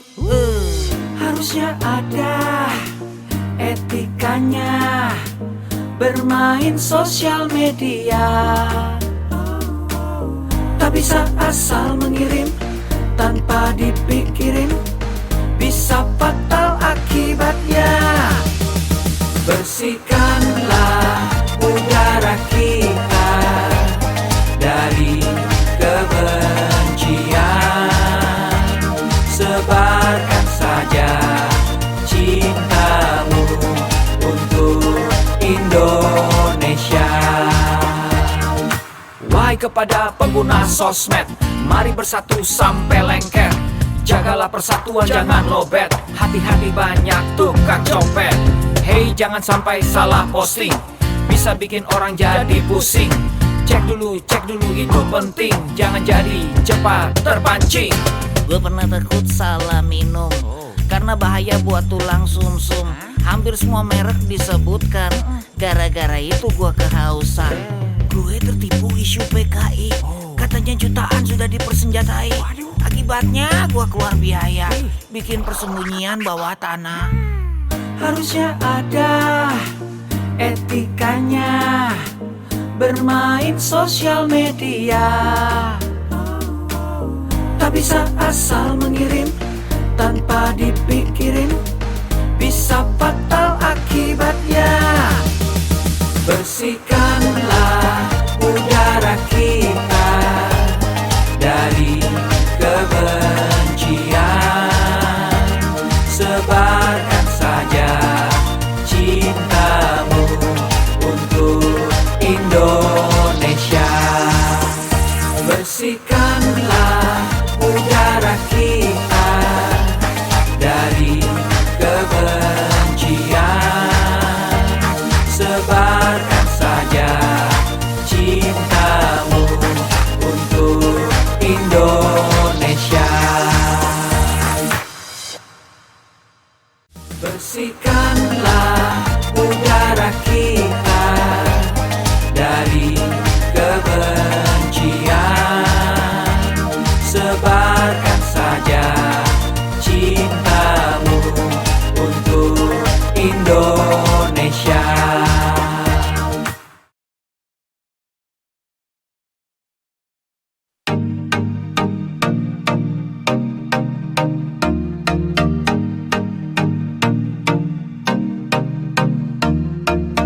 Cek dulu, cek dulu,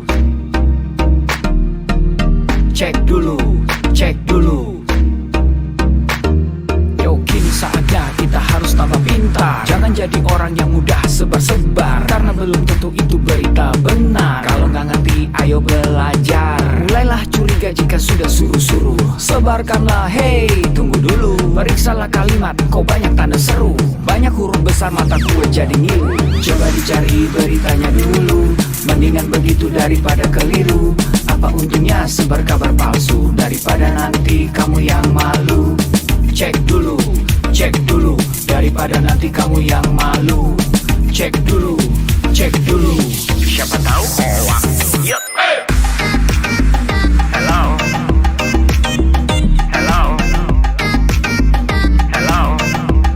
Siapa tahu hoax. Yuk. Hello.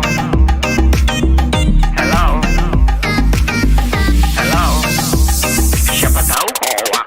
Hoax itu konten yang negatif, tujuannya itu ya provokatif. Paling cocok buat orang yang sensitif. Kalau ke gue ya gak efektif, tapi semua suka yang positif. Misalnya video yang inspiratif, meme yang lucu, itu juga sih positif, kreatif, dan produktif. Coba dicari beritanya dulu, mendingan begitu daripada keliru. Apa untungnya sebar kabar palsu, daripada nanti kamu yang malu. Cek dulu, daripada nanti kamu yang malu.